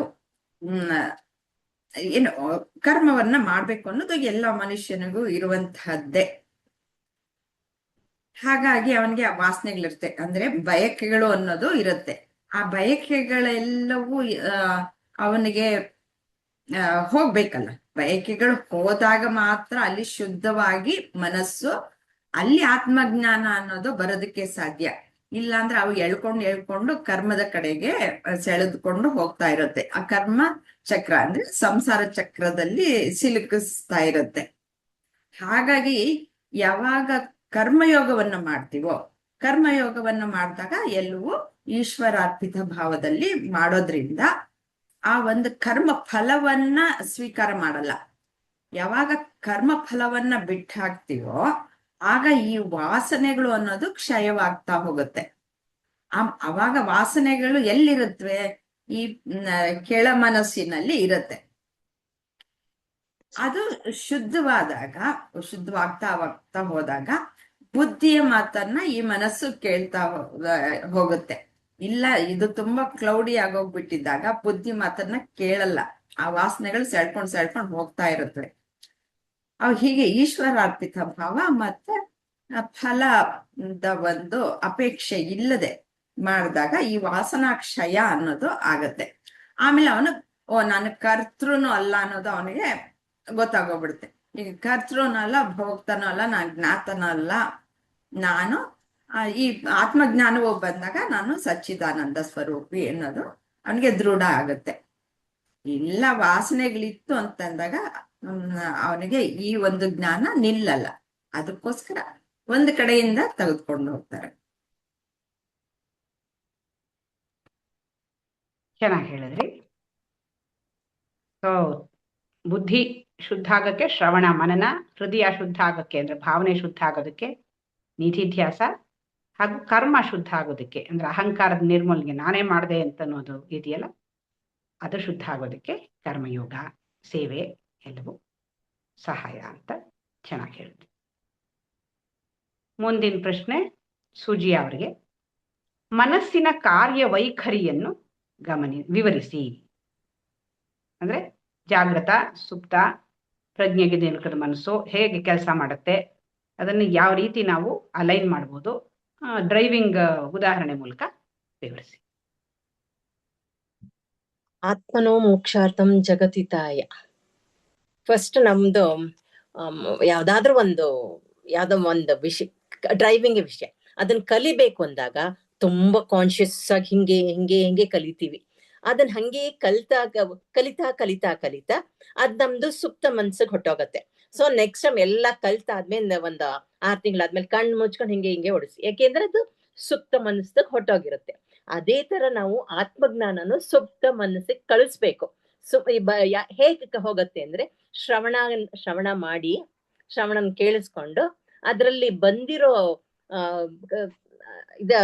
ಸಂಶಯ ಎಲ್ಲ ಮನನ ಮೂಲಕ ಸರಿ ಮಾಡ್ಕೊಂಡು ಮತ್ತೆ ನಿಧಿಧ್ಯಾಸ ಮಾಡ್ಕೊಂಡಾಗ ಸುಪ್ತ ಮನಸ್ಸಿಗೆ ಹೋಗತ್ತೆ. ಆವಾಗ ನಾನೇ ಬ್ರಹ್ಮ ಸ್ವರೂಪಿ ಅಂತ ನಮ್ಗೆ ಕಾನ್ಶಿಯಸ್ ಮೈಂಡ್ಗೂ ಗೊತ್ತಾಗುತ್ತೆ. ಎರಡು ಒಂದೇ ಸಮನೆ ಆಗೋದಾಗ ಸುಪ್ತ ಮನಸ್ಸು ಮತ್ತೆ ಕಾನ್ಶಿಯಸ್ ಮೈಂಡ್, ಸಬ್ ಕಾನ್ಶಿಯಸ್ ಮೈಂಡ್ ಎರಡು ಒಂದೇ ಇದ್ದಾಗ ನಮಗೆ ಬೇಗ ಆತ್ಮಜ್ಞಾನ ಬಂದ್ಬಿಡುತ್ತೆ. ವಾಸನೆಗಳು ಎಲ್ಲ ಹೊರಟೋಗಿರುತ್ತೆ.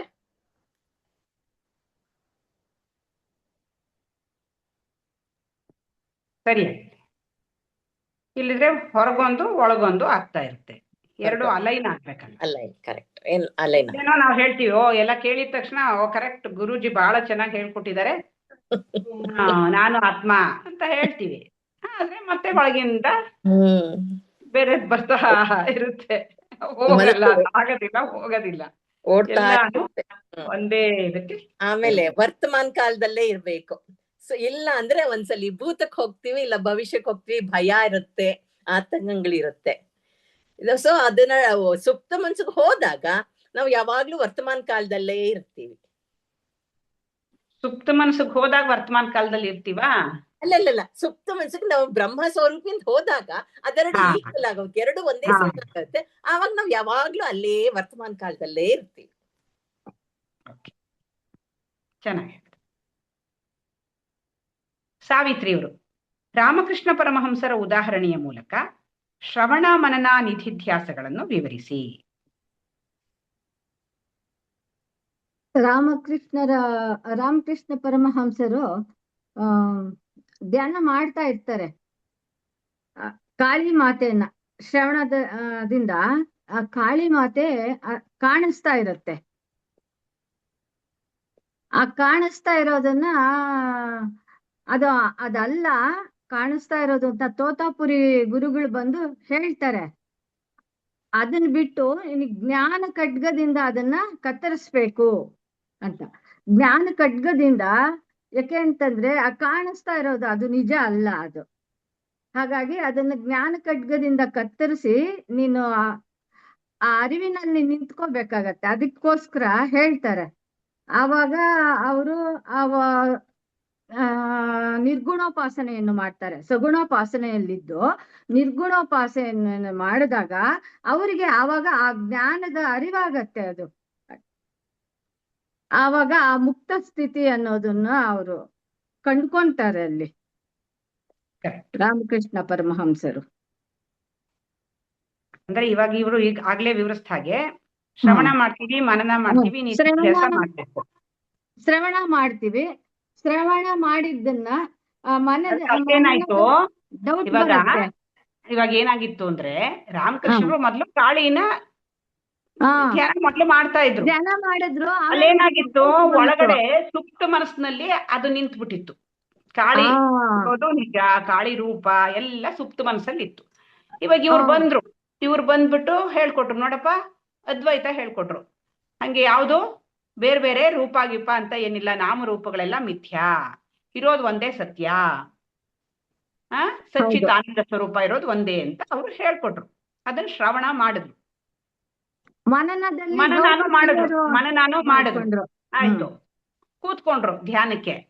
ಆದ್ರೆ ಏನಾಯ್ತು, ಇಲ್ಲಿ ಶ್ರವಣ ಮಾಡಿದ್ದಾರೆ, ಇಲ್ಲಿ ಏನಿದೆ ಅದ್ವೈತ ಜ್ಞಾನ ಅಂತ ಅವ್ರು ಹೇಳಿದ್ದಾರೆ, ಕೇಳಿಸ್ಕೊಂಡಿದ್ದೇನೋ ಹೌದು, ಜಾಗೃತ ಮನಸ್ಸಿನಲ್ಲಿ ಅದು ರಿಜಿಸ್ಟರ್ ಆಗಿದೆ.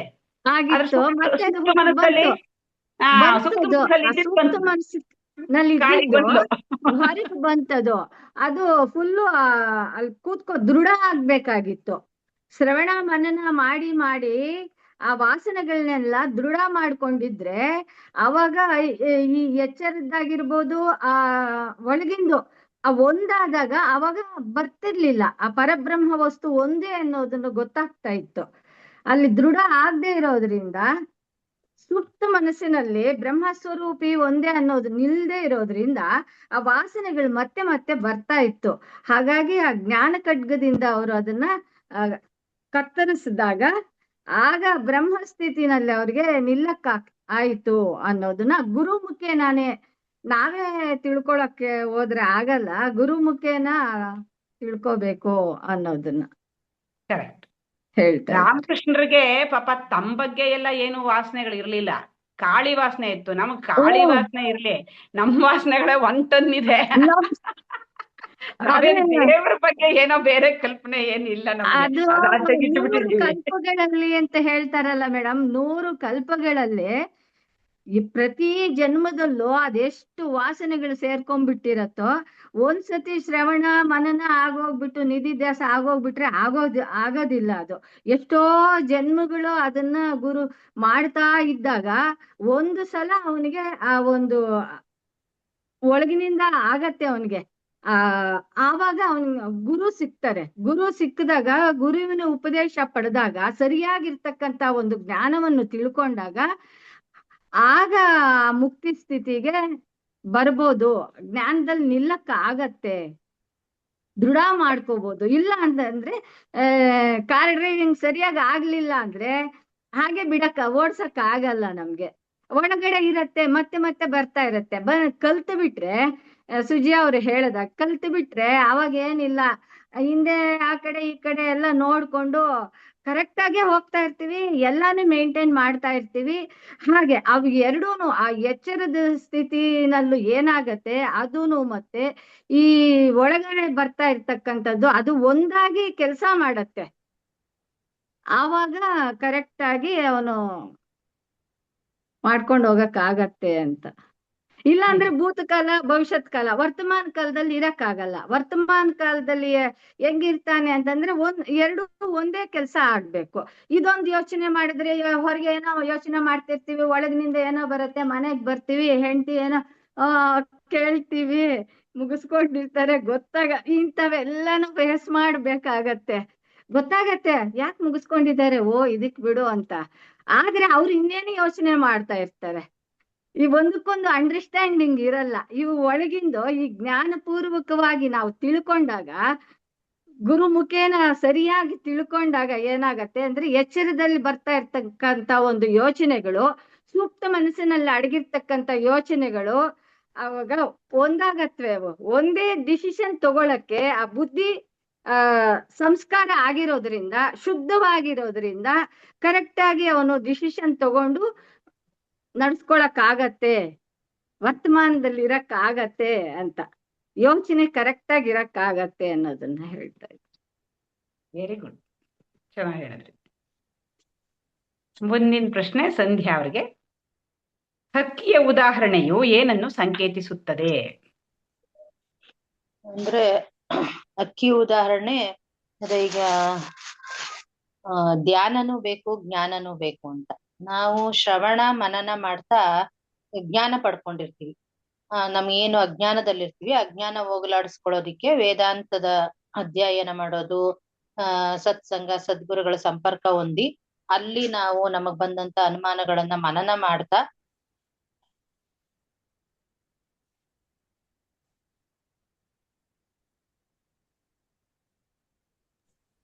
ಏನೋ ಸ್ಟಿಲ್ ಆಗ್ಬೇಕು, ಇಂಟರ್ನೆಟ್ ಪ್ರಾಬ್ಲಮ್ ಆಯ್ತು.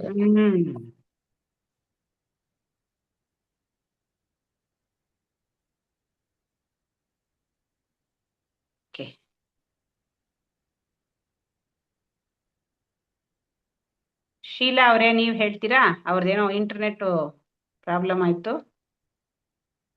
ಯಾವ ಕ್ವಶನ್ ಮೇಡಮ್? ಹಕ್ಕಿಯ ಉದಾಹರಣೆ ಒಂದು ಕೊಟ್ಟಿದ್ದಾರೆ ಅದರಲ್ಲಿ ಗುರೂಜಿ. ಆ ಹಕ್ಕಿಯ ಉದಾಹರಣೆ ಏನನ್ನ ಹೇಳುತ್ತೆ ಅಂತ.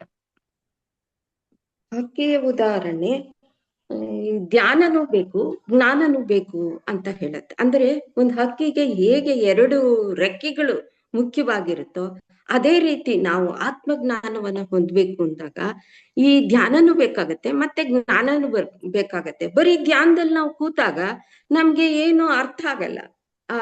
ಏನು ಜ್ಞಾನ ಅನ್ನೋದು ನಮ್ಗೆ ಅರಿವಿಗೆ ಬರಲ್ಲ.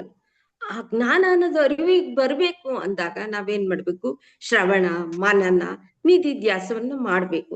ಅಂತಂದ್ರೆ ಏನ್ ವೇದ ವಾಕ್ಯಗಳಿದೆಯೋ ಅದನ್ನ ನಮ್ಮ ಮನಸ್ಸಿನಲ್ಲಿ ಬಂದ್ರು ಮೇಡಮ್ ಅವ್ರು ಹೇಳ್ತಾರೆ, ಹೇಳಿ ಅದಕ್ಕೆ. ಹೇಳಿ ಸಂಧ್ಯಾ. ಅದೇ ಜ್ಞಾನ ಅಂದ್ರೆ ಹಕ್ಕಿಯ ರೆಕ್ಕೆಗಳು, ಒಂದು ಜ್ಞಾನ ಮತ್ತೆ ಇನ್ನೊಂದು ಧ್ಯಾನ ಅಂತ. 2 ಹಕ್ಕಿಯ 2 ರೆಕ್ಕೆಗಳಿದ್ದಂತೆ ಅಂತ ಇಲ್ಲಿ ಹೇಳ್ತಾರೆ. ಇದನ್ನ ಅರ್ಥಕೊಳ್ಳೋದಕ್ಕೋಸ್ಕರವಾಗಿ ನಾವೇನ್ ಮಾಡುತ್ತೀವಿ, ಭೂತ ಭವಿಷ್ಯ ಯಾವಾಗ್ಲೂ ನಮ್ಮ ಮನಸ್ಸು ಭೂತಕಾಲದಲ್ಲಿ ಆಗೋದ್ರ ಬಗ್ಗೆನೆ, ನಾನ್ ಹಂಗಿದ್ದೆ ನಾನ್ ಹಿಂಗಿದ್ದೆ ಅನ್ನೋದು, ಭವಿಷ್ಯದಲ್ಲಿ ಏನಪ್ಪಾ ಮಾಡೋದು ಹೆಂಗಪ್ಪ ಮಾಡೋದು, ಬರೀ ಈ ಯೋಚನಾ ಸ್ಥಿತಿಯಲ್ಲೇ ಇದ್ಬಿಟ್ಟಿರ್ತೀವಿ. ಇದನ್ನ ಹೋಗಲಾಡಿಸ್ಕೊಂಡು ನಾವು ವರ್ತಮಾನ ಸ್ಥಿತಿಗೆ ಬರ್ಬೇಕು ಅನ್ನೋದನ್ನ ನಾವು ಈ ಧ್ಯಾನದ ಮೂಲಕ ತಿಳ್ಕೊಬೋದಾಗಿರತ್ತೆ.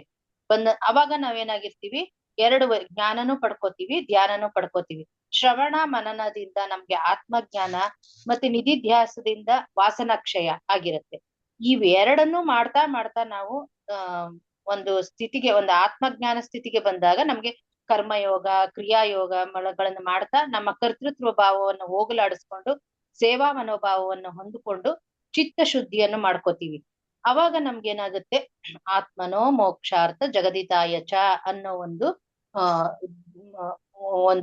ಏನು ವೇದಾಂತದ ವಾಕ್ಯ ಇದೆ. ಈ ವಾಕ್ಯದ ಅರಿವಾಗಿ ನಾನು ಆತ್ಮಸ್ವರೂಪಿ, ಈ ದೇಹ ಮನ ಬುದ್ಧಿ ನಾನಲ್ಲ, ನಾನ್ ಇವೆರಡರ ಹಿಂದೆ ಇರೋ ಆತ್ಮ ನಾನು. ಇದನ್ನ ಪಡ್ಕೊಳ್ಳೋದಕ್ಕೋಸ್ಕರವಾಗಿ ನಾವೇನ್ ಮಾಡ್ಬೇಕು, ನಮ್ಗೆ ನಿಧಿಧ್ಯಾಸ ಮಾಡ್ತಾ ನಮ್ಮಲ್ಲಿ ಬಂದಂತ ಯೋಚನೆಗಳನ್ನೆಲ್ಲ ತೆಗೆದು ಹಾಕೊಂಡು ವಾಸನಾಕ್ಷಯ ಮಾಡ್ಕೊಂಡು ಜಗತ್ ಕಲ್ಯಾಣಕ್ಕಾಗಿ ನಾವು ಒಳ್ಳೊಳ್ಳೆ ಕಾರ್ಯಗಳನ್ನ ಮಾಡ್ತಾ ಬರ್ಬೇಕು ಅನ್ನೋದು ಗೊತ್ತಾಗುತ್ತೆ. ಇದನ್ನ 2 ಹಕ್ಕಿಯ ರೆಕ್ಕೆಗಳಿಗೆ ಹೋಲಿಸಿದ್ದಾರೆ. ಒಂದು ಆತ್ಮ, ಒಂದು ಧ್ಯಾನ ಬೇಕು, ಧ್ಯಾನನೂ ಇರ್ಬೇಕು ಜ್ಞಾನನೂ ಬೇಕು ಅನ್ನೋದನ್ನ ಈ ರೀತಿ ತಿಳಿಸ್ಕೊಟ್ಟಿದ್ದಾರೆ. ಮುಖ ಹಕ್ಕಿ ಮುಖವನ್ನ ಯಾವ್ದಕ್ಕೆ ಹೋಲಿಸಿದ್ದಾರೆ? ಹಕ್ಕಿಯ ಮುಖ ಮೇಲೆ ಇರ್ಬೋದು ಅನ್ನೋದನ್ನ ತಿಳಿಸಿದ್ದಾರೆ. ಮತ್ತೆ ಅಕ್ಕಿಯ ಮುಖವನ್ನ ಏನಕ್ಕೆ ನೀವು ಹೇಳಿದ್ರಿ ಅದನ್ನ, ಹ್ಮ್ ಆದ್ರೆ ಹಕ್ಕಿ ಮುಖ ಅಂತ ಹೇಳಲಿಲ್ಲ ಅಷ್ಟೇ. ಯಾವ್ದನ್ನ ಮಾಡ್ಬೇಕು ಅನ್ನೋದು ಹೇಳಿದ್ವಿ. ಕರ್ಮಯೋಗ, ಕರ್ಮಯೋಗ. ಕರ್ಮಯೋಗಕ್ಕೆ ಹೌದು. ಹೇಳ್ತಾರೆ. ಅದನ್ನ ಮಾಡ್ಬೇಕು ಅನ್ನೋದನ್ನ ನೀವು ಹೇಳಿದಿರಿ. ಹ್ಮ್ ಚೆನ್ನಾಗಿ.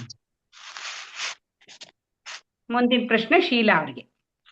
ಜಡ ಸಮಾಧಿಗೂ ಚೇತನ ಸಮಾಧಿಗೂ ಇರುವ ವ್ಯತ್ಯಾಸವೇನು?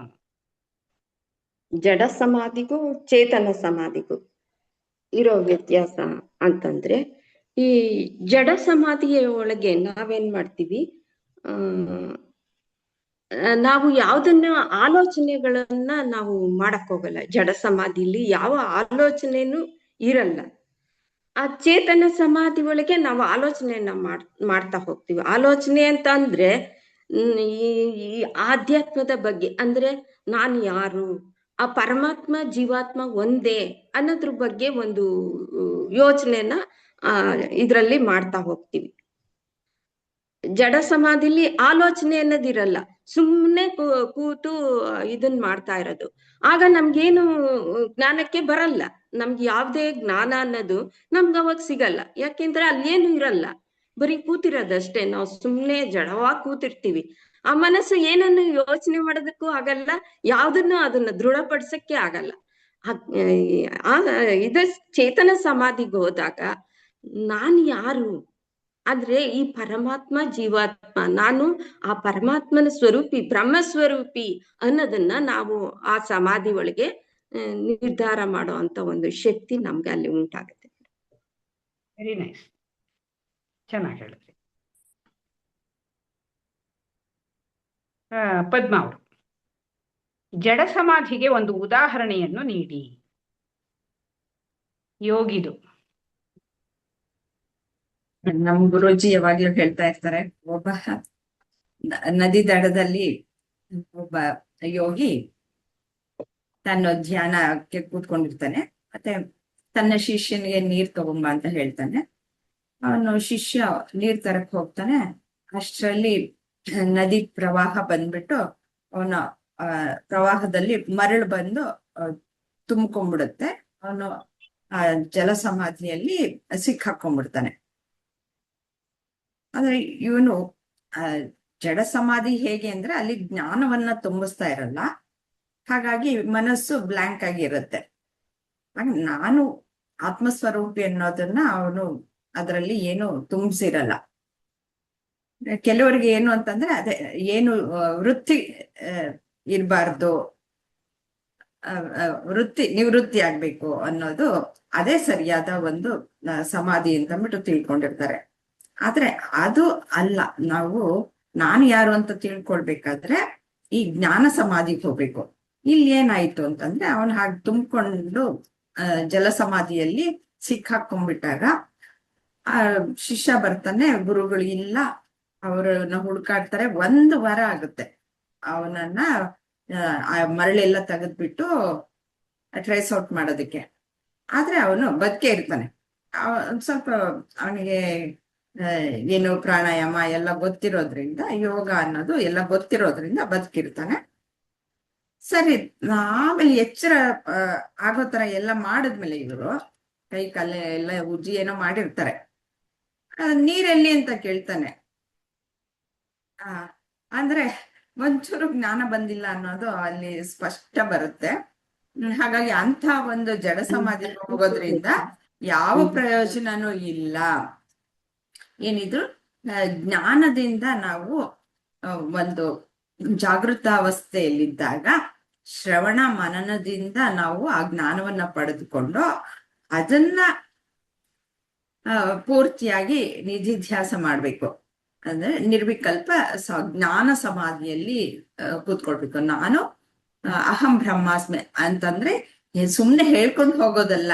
ನಾನ್ ಹೇಗೆ ಬ್ರಹ್ಮ, ನಾನ್ ಹೇಗೆ ಬ್ರಹ್ಮ ಸ್ವರೂಪಿ, ಶಿವೋಹಂ ಅಂತಂದ್ರೆ ನಾನ್ ಹೇಗೆ ಶಿವ ಅನ್ನೋದನ್ನ ಅರ್ಥ ಮಾಡ್ಕೊಂಡು ಧ್ಯಾನ ಮಾಡಿದ್ದೆ ಆದ್ರೆ ಅದು ಒಳಕ್ಕೆ ಇಳಿದು ಹೌದು ಅನ್ನೋದು ಒಂದು ದಿನ ಒಂದು ಪೂರ್ತಿ ರಿಜಿಸ್ಟರ್ ಆಗತ್ತೆ. ಆಮೇಲೆ ಅವನು ಸಹಜ ಸಮಾಧಿಯಲ್ಲೇ ಇರಬಹುದು.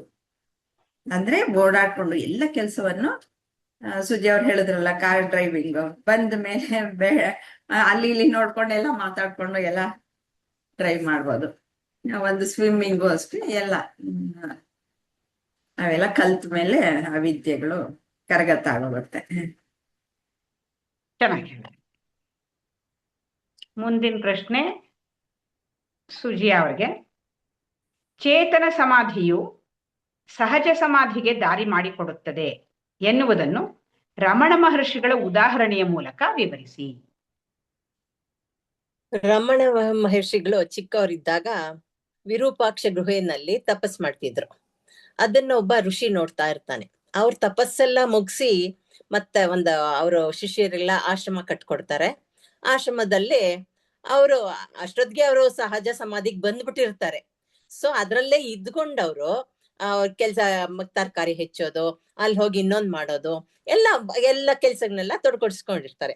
ಆವಾಗ ಋಷಿ ಅಲ್ಲಿಗೆ ಬಂದು, ಏನ್ ಇಷ್ಟು ನೀನು ಎಲ್ಲ ತಪಸ್ ಗಿಪಸ್ ಮಾಡದೆ ಈ ತರನ ಮಾಡ್ತಿರೋ, ಎಷ್ಟು ವೇಸ್ಟ್ ಮಾಡ್ತಿದ್ಯಾ ಅಂತ ಹೇಳ್ತಾರೆ. ಆವಾಗ ಅವ್ರಿಗೆ ಗೊತ್ತಿಲ್ಲ ಇವರು ಸಹಜ ಸಮಾಧಿಲೇ ಇದಾರೆ ಅಂತ.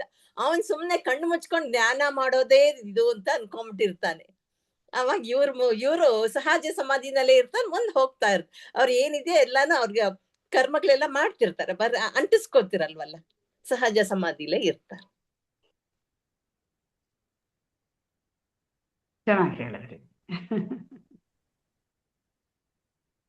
ಮುಂದಿನ ಪ್ರಶ್ನೆ ಸಾವಿತ್ರಿ ಅವರಿಗೆ. ಮನನಾತ್ ತ್ರಾಯತೆ ಇತಿ ಮಂತ್ರ ಎನ್ನುವುದನ್ನು ಉದಾಹರಣೆಯೊಂದಿಗೆ ವಿಶ್ಲೇಷಿಸಿ. ಅಂದ್ರೆ ಓಂ ನಮಃ ಶಿವಾಯ ಆ ಒಂದು ಉದಾಹರಣೆ ಮೂಲಕ ಹೇಳಿ. ಮನನಾತ್ ತ್ರಾಯತೆ ಇತಿ ಮಂತ್ರ ಅಂತಂದ್ರೆ ಮನನ ಮಾಡ್ಬೇಕಾದ್ರೆ ಆ ಮಂತ್ರವನ್ನು ಕೂಡ ಕ್ಲೀನ್ ಆಗಿ ಅರ್ಥ ಮಾಡ್ಕೋಬೇಕಾಗಿರತ್ತೆ.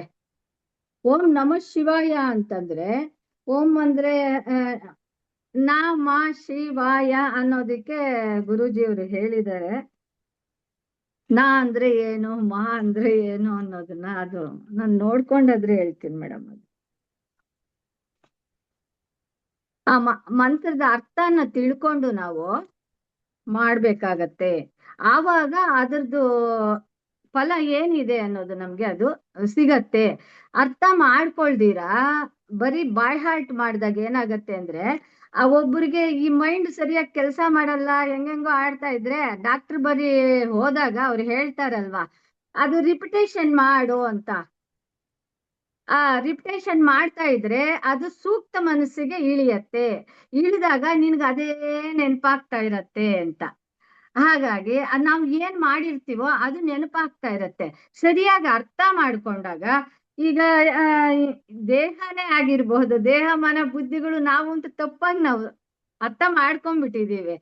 ಅದು ಜ್ಞಾನಪೂರ್ವಕವಾಗಿ ನಾವು ಮಾಡ್ಕೊಂಡು ಸರಿಯಾಗಿ ಹೋದಾಗ ಗುರೂಜಿ ಅವ್ರ ಮಂತ್ರನೇ ಹೇಳತ್ತೆ, ನಾನೆಂಬುದು ನಾನಲ್ಲ, ಈ ದೇಹ ಮನ ಬುದ್ಧಿ ನಾನಲ್ಲ, ಸಚ್ಚಿದಾನಂದಾತ್ಮ ಶಿವ ಸ್ವರೂಪ ನಾನೇ ಅನ್ನೋದನ್ನ, ಆ ಬ್ರಹ್ಮಸ್ವರೂಪಿ ನಾನೇ ಅನ್ನೋದನ್ನ ನಾವು ಅರ್ಥ ಮಾಡ್ಕೋಬೇಕು. ಇಲ್ಲ ಅಂದ್ರೆ ನಾನೆಂಬುದು ನಾನಲ್ಲ ಅಂತ ಅದು ರಿಪಿಟೇಷನ್ ಆಗತ್ತೆ ಅನ್ನೋದನ್ನ ಇಲ್ಲಿ ಹೇಳ್ತಾ ಇದ್ದಾರೆ. ಅರ್ಥ ಮಾಡ್ಕೋಬೇಕು ಚೆನ್ನಾಗಿ ಅನ್ನೋದು. ಇದರಲ್ಲಿ ಆ ಒಂದು ಶ್ಲೋಕವನ್ನೇ ನಾವು ಅರ್ಥ ಮಾಡ್ಕೊಂತ ಹೋದ್ರೆ ಆ ಬ್ರಹ್ಮಸ್ವರೂಪಿ ಅನ್ನೋದ್ರಲ್ಲಿ ನಿಲ್ಲಬಹುದು. ಬ್ರಹ್ಮಸ್ವರೂಪಿ ಏನು ಅನ್ನೋದು ನಮ್ಗೆ ಅರ್ಥ ಆಗತ್ತೆ.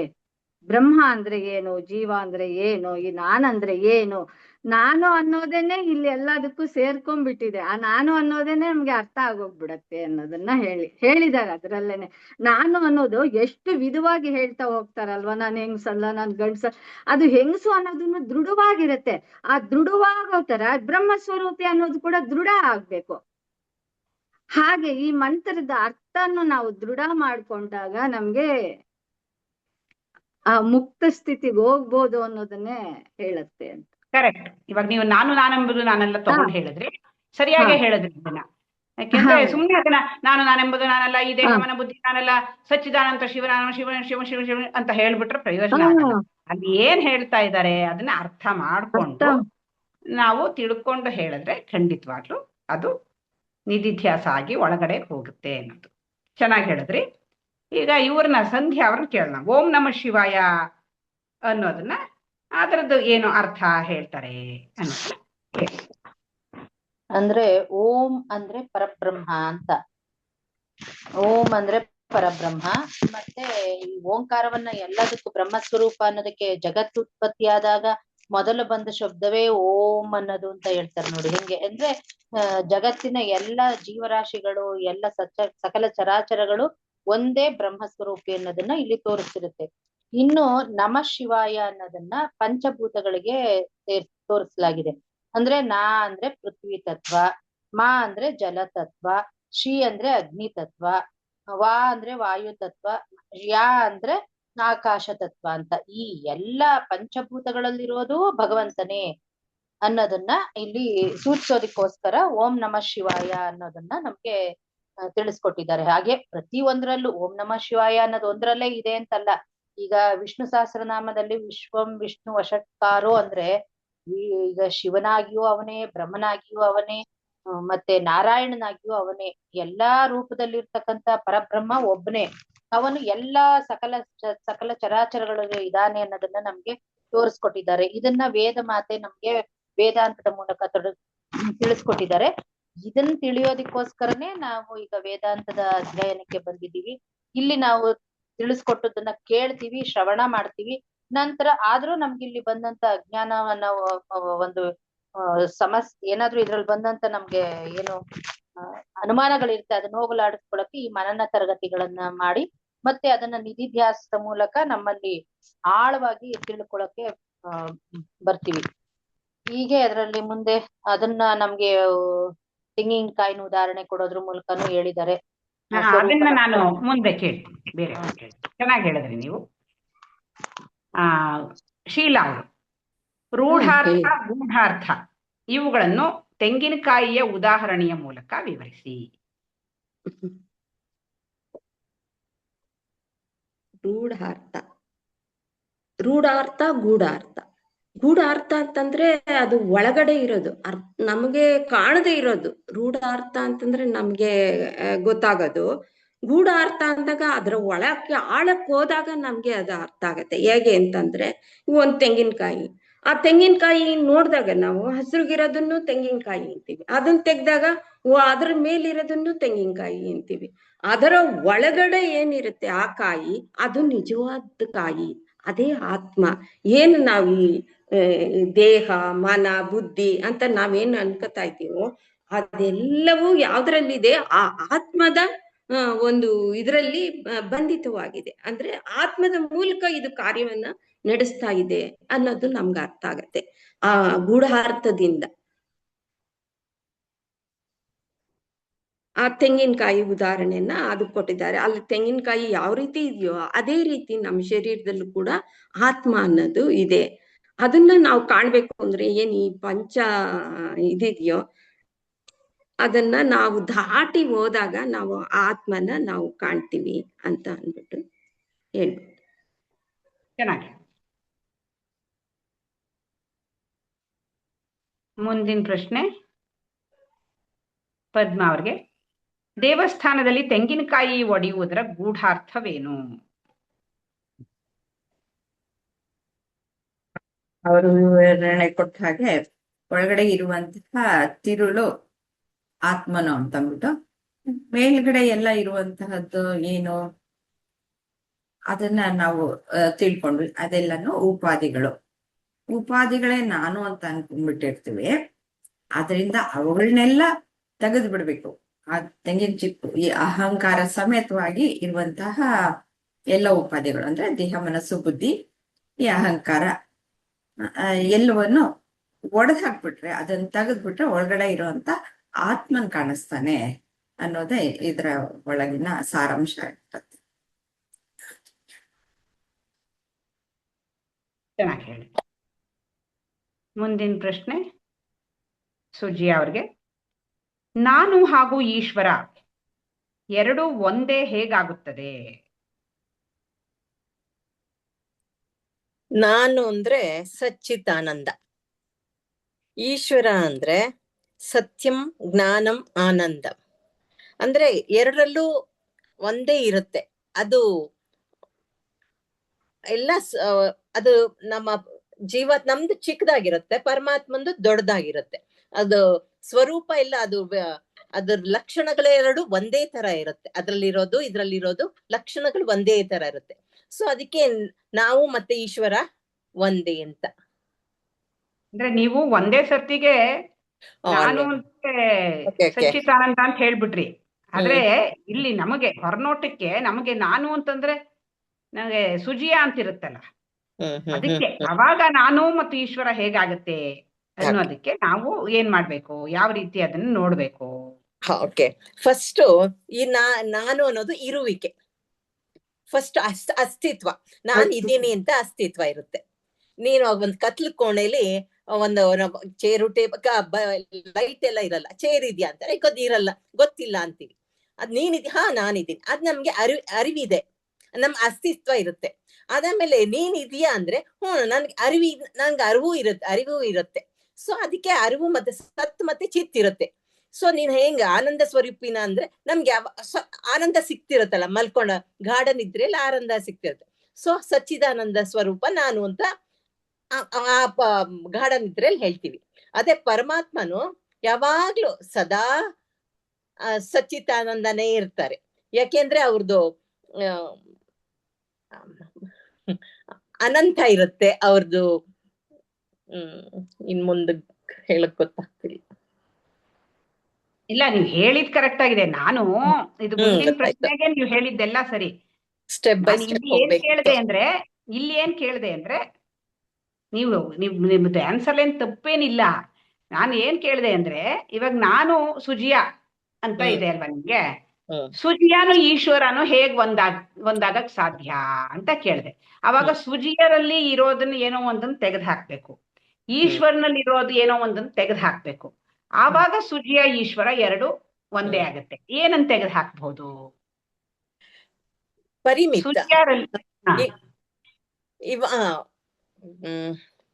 ಇಬ್ಬರದು ಅಸ್ತಿತ್ವ ಇರುತ್ತೆ.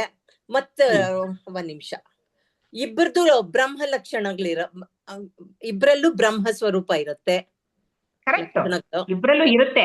ಅದನ್ನ ಯಾವ ರೀತಿ ಅರ್ಥೈಸ್ಕೋಬೇಕು? ನಾನು ಈಶ್ವರ ಎರಡು ನನಗೆ ಸಾಮಾನ್ಯವಾದ ಮಟ್ಟದಲ್ಲಿ ನಾನು ಈಶ್ವರ ಒಂದಾಗಕ್ ಸಾಧ್ಯನೇ ಇಲ್ಲ. ಯಾಕೆಂದ್ರೆ ನಾನು ಅಲ್ಪ ಜೀವಿ, ಇಷ್ಟುದ್ದ ಇಷ್ಟು ದಪ್ಪ ಇದೀನಿ ನಾನು. ಈಶ್ವರ ಇಡೀ ಜಗತ್ ಕಾರಣ ಅವನು. ಮತ್ ನಾನು ಈಶ್ವರ ಹೇಗಪ್ಪ ಒಂದೇ ಆಗಕ್ ಸಾಧ್ಯ ಅಂದಾಗ ನಾನೇನ್ ಮಾಡ್ಬೇಕು? ನನ್ನಲ್ಲಿ ಏನೋ ಒಂದನ್ನ ತೆಗೆದು ಹಾಕ್ಬೇಕು, ಬೇರೆ ಮಾಡ್ಬೇಕು, ಪ್ರತ್ಯೇಕ ಮಾಡ್ಬೇಕು. ಏನೇನ್ ಪ್ರತ್ಯೇಕ ಮಾಡ್ಬೇಕು? ಈಗ ನನ್ನಲ್ಲಿ ಏನೇನಿದೆ? ಚೈತನ್ಯನೂ ಇದೆ, ದೇಹ ಮನಸ್ಸು ಬುದ್ಧಿನೂ ಇದೆ. ಇದೆರಡನ್ನು ಕಂಬೈನ್ ಮಾಡ್ಬಿಟ್ಟಿದೀನಿ ನಾನು. ಕಂಬೈನ್ ಮಾಡ್ಬಿಟ್ಟು ನಾನು ಅಂತ ಹೇಳ್ತಾ ಇದ್ದೀನಿ. ಇವಾಗ ಏನ್ ಮಾಡ್ಬೇಕು? ನಾನು ದೇಹ ಮನಸ್ಸು ಬುದ್ಧಿ ಜೊತೆನಲ್ಲಿ ಕಂಬೈನ್ ಆದಾಗ ಪರಿಮಿತ ಆದೆ, ನಾನು ಲಿಮಿಟೆಡ್ ಆದೆ. ಅವನು ಜಗತ್ತು ಇಟ್ಕೊಂಡಿದ್ದಾನೆ, ಅವನು ಅಪರಿಮಿತವಾಗಿದ್ದಾನೆ. ಈಗೇನ್ ಮಾಡ್ಬೇಕು? ನಾನು ನನ್ನನ್ನ ಈಶ್ವರನ್ನ ಹೇಗೆ ಒಂದೇ ಅಂತ ತಿಳ್ಕೊಳ್ಳೋದು ಅಂತಂದ್ರೆ ದೇಹ ಮನಸ್ಸು ಕೊಡ್ತಾ ಇರುವಂತ ದೇಹ ಮನಸ್ಸು ಬುದ್ಧಿಯನ್ನ ಪ್ರತ್ಯೇಕ ಮಾಡ್ಕೋಬೇಕು ಜ್ಞಾನಪೂರ್ವಕವಾಗಿ. ಹಂಗೆ ಪ್ರತ್ಯೇಕ ಮಾಡಕ್ ಬರಲ್ಲ. ಜ್ಞಾನಪೂರ್ವಕವಾಗಿ ದೇಹ ಮನಸ್ಸು ಬುದ್ಧಿಯನ್ನ ಪ್ರತ್ಯೇಕ ಮಾಡಿದಾಗ ಈ ಕಡೆಗೆ ಏನು ಉಳ್ಕೊಳ್ಳುತ್ತೆ? ಚೈತನ್ಯ ಮಾತ್ರ ಉಳ್ಕೊಳ್ಳುತ್ತೆ. ಅದೇ ಈಶ್ವರನಲ್ಲೂ ಕೂಡ ಚೈತನ್ಯ ಪ್ಲಸ್ ಜಗತ್ತಿದೆ, ಅವನ ಉಪಾಧಿ ಜಗತ್ತು. ನಮ್ಮ ಉಪಾಧಿ ದೇಹ ಮನಸ್ಸು. ನನ್ನ ಉಪಾಧಿಯನ್ನ ತೆಗೆದು ಚೈತನ್ಯವನ್ನ ಇಟ್ಕೊಂಡು, ಈಶ್ವರನಲ್ಲಿರುವ ಉಪಾಧಿ ಏನು? ಜಗತ್ತು. ಜಗತ್ತನ್ನ ತೆಗೆದ್ರೆ ಅಲ್ಲೂ ಕೂಡ ಚೈತನ್ಯ. ಅದು ಚೈತನ್ಯ, ಇದು ಚೈತನ್ಯ. ಚೈತನ್ಯದ ದೃಷ್ಟಿಯಲ್ಲಿ ನೋಡಿದಾಗ ಎರಡು ಒಂದೇ ಅಂತ. ನೀವು ಹೇಳಿದ್ದೆಲ್ಲ ಬೇರೆದೆಲ್ಲ ಏನ್ ತಪ್ಪೇನಿರ್ಲಿಲ್ಲ. ಅದು ಮುಂದಿನ ಪ್ರಶ್ನೆಗೆ ನಾನು ಇವಾಗ ಸಚ್ಚಿದಾನಂದ ಹಾಗೂ ಸತ್ಯಂ ಜ್ಞಾನಂ ಅನಂತಂ ಬ್ರಹ್ಮ ಇವುಗಳನ್ನು ವಿಶ್ಲೇಷಿಸಿ ಅಂತ ಹೇಳಿದ್ದು ನೀವು ಉತ್ತರ ಕೊಟ್ಟಿದ್ದು ಸರಿಯಾಗಿತ್ತು. ನಾನು ಅದಕ್ಕೆ ಮುಂಚಿಂದು ಒಂಚೂರು ಕೇಳಿದೆ. ಸ್ಟೆಪ್ ಬೈ ಸ್ಟೆಪ್ ಹೋಗ್ಬೇಕು. ಎರಡಕ್ಕೂ ಉತ್ತರ ಕೊಟ್ಟಾಗಾಯ್ತು.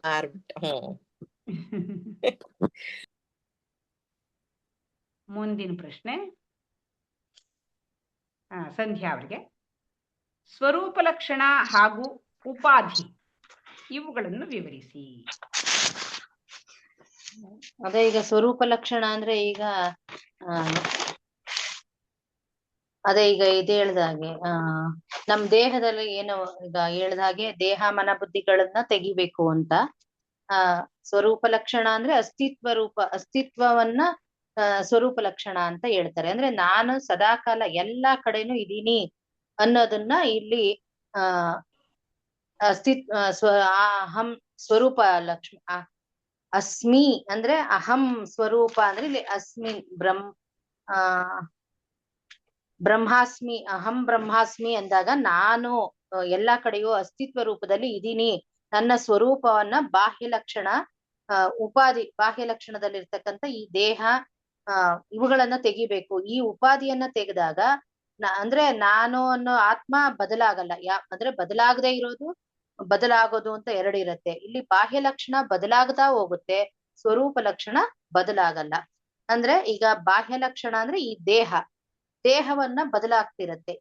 ನಾನು ಬಾಲ್ಯದಲ್ಲಿದ್ದೆ, ಯೌವನಕ್ ಬಂದೆ, ಗೃಹಸ್ಥನಾದೆ, ಹೀಗೆ ಬದಲಾಗ್ತಾ ಹೋಗೋದ್ರಿಂದ ಈ ಬಾಹ್ಯ ಲಕ್ಷಣವನ್ನ ತೆಗಿಬೇಕು. ಇದು ಉಪಾಧಿ. ಅಂದ್ರೆ ದೇಹ ಮನ ಬುದ್ಧಿಗಳು ಈ ಜೀವಿಯಾದ ನಮಗೆ ಉಪಾಧಿ. ಆದ್ರೆ ಇವುಗಳ ಮುಂದೆ ಇರುವಂತ ಚೈತನ್ಯ ಸ್ವರೂಪಿಯಾದ ಆತ್ಮ ಮಾತ್ರ ಒಂದೇ ಅನ್ನೋದನ್ನ ನಾವು ಇಲ್ಲಿ ತಿಳ್ಕೋಬೇಕು. ಇದನ್ನ ನಾವು ಸ್ವರೂಪ ಲಕ್ಷಣ ಬಾಹ್ಯ ಲಕ್ಷಣ ಅಂತ ಹೇಳ್ತೀವಿ. ಈಗ ಭಗವಂತನಲ್ಲೂ ಅಷ್ಟೇ ನಾಮರೂಪಗಳು ಉಪಾಧಿ ಭಗವಂತನಿಗೆ. ಅವುಗಳನ್ನು ತೆಗೆದಾಗ ಎಲ್ಲ ಕಡೆಯೂ ಇರುವ ಬ್ರಹ್ಮ ಒಬ್ಬನೇ ಅನ್ನೋದು ನಮ್ಗೆ ಅರ್ಥವಾಗುತ್ತೆ. ನಾಮರೂಪಗಳ ಮೂಲಕ ನಾವು ಅವನನ್ನ ಬೇರೆ ಬೇರೆ ಮಾಡಿರ್ತೀವಿ, ಆದ್ರೆ ಇದೆಲ್ಲಾ ದೇವರು ಒಂದೇ ಅನ್ನೋದನ್ನ ತಿಳಿಸ್ಬೇಕಾಗಿರೋದು ಇಲ್ಲಿ ಮೂಲ ಉದ್ದೇಶ ಆಗಿದೆ.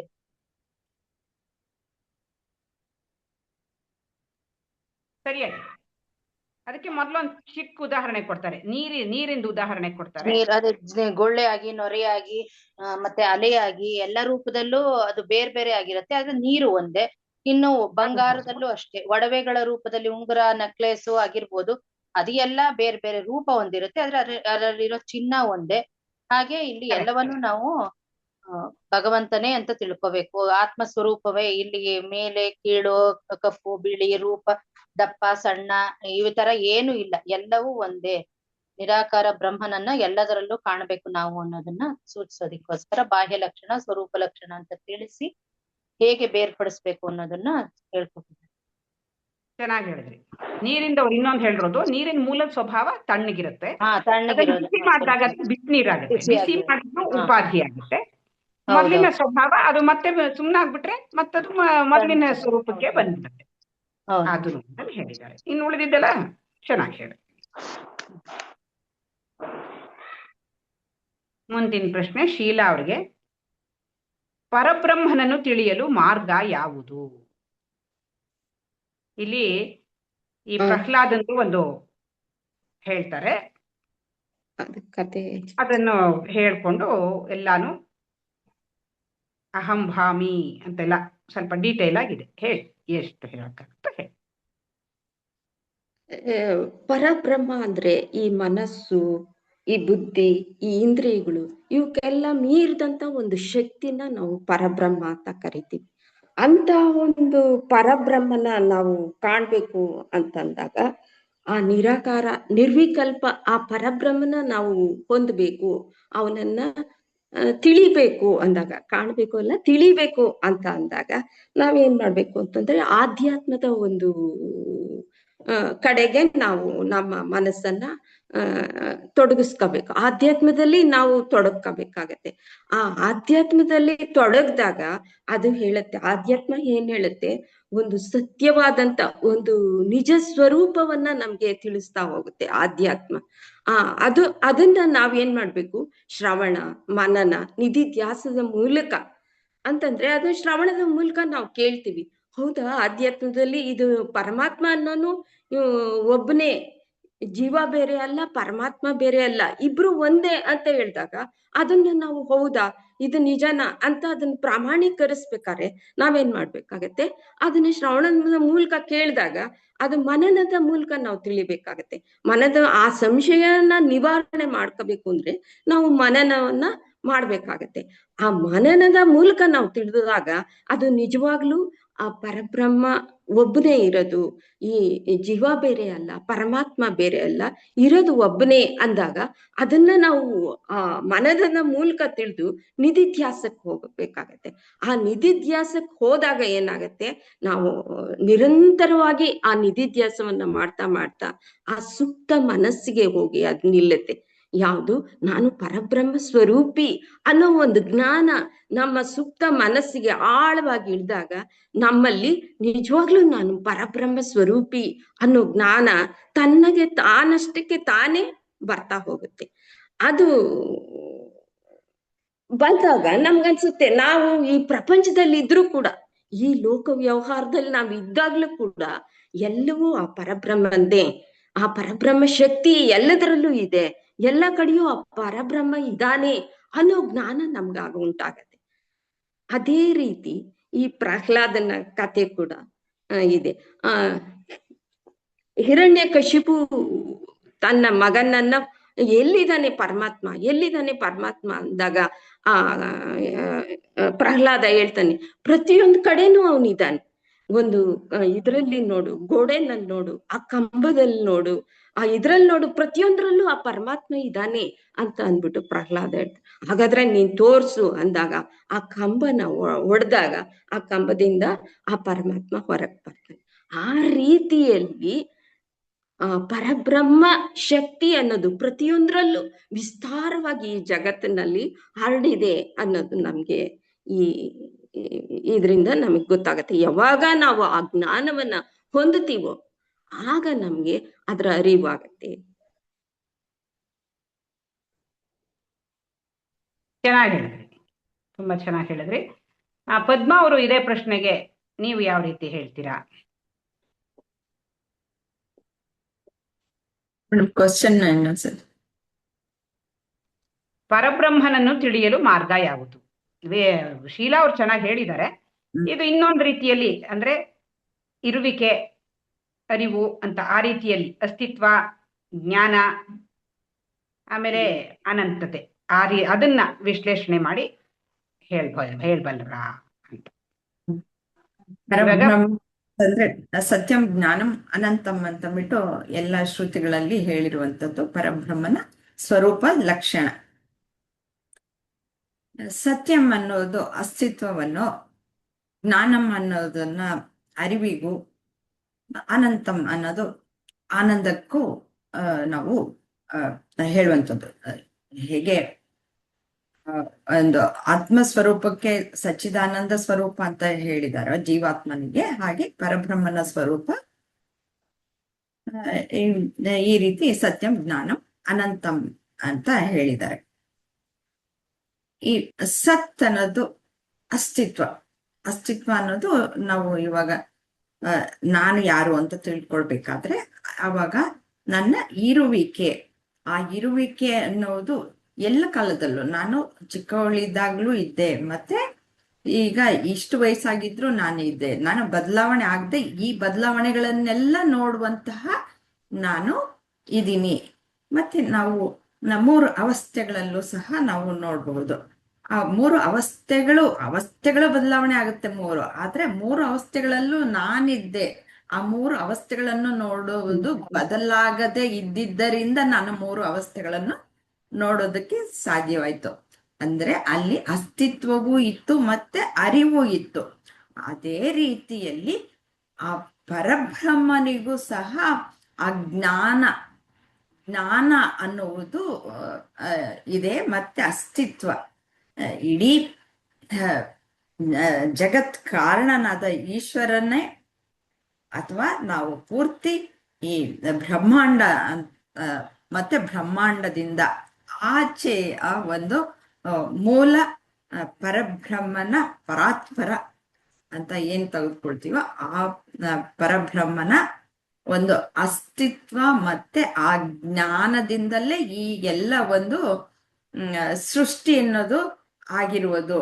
ಆ ಸೃಷ್ಟಿಯಲ್ಲಿ ನಾಮರೂಪಗಳು ಮತ್ತೆ ಕರ್ಮಗಳನ್ನ ನಾವು ತೆಗೆದಾಗ ಅಲ್ಲಿ ಜ್ಞಾನ ಸ್ವರೂಪನಾಗಿ ಪರಬ್ರಹ್ಮ ಇದ್ದಾನೆ. ಮತ್ತೆ ಅನಂತ ಅನಂತ ಅಂತಂದ್ರೆ ಅದಕ್ಕೆ ಒಂದು ಲೆಕ್ಕಕ್ಕೆ ನಿಲುಕದೇ ಇರುವಂತಹದ್ದು,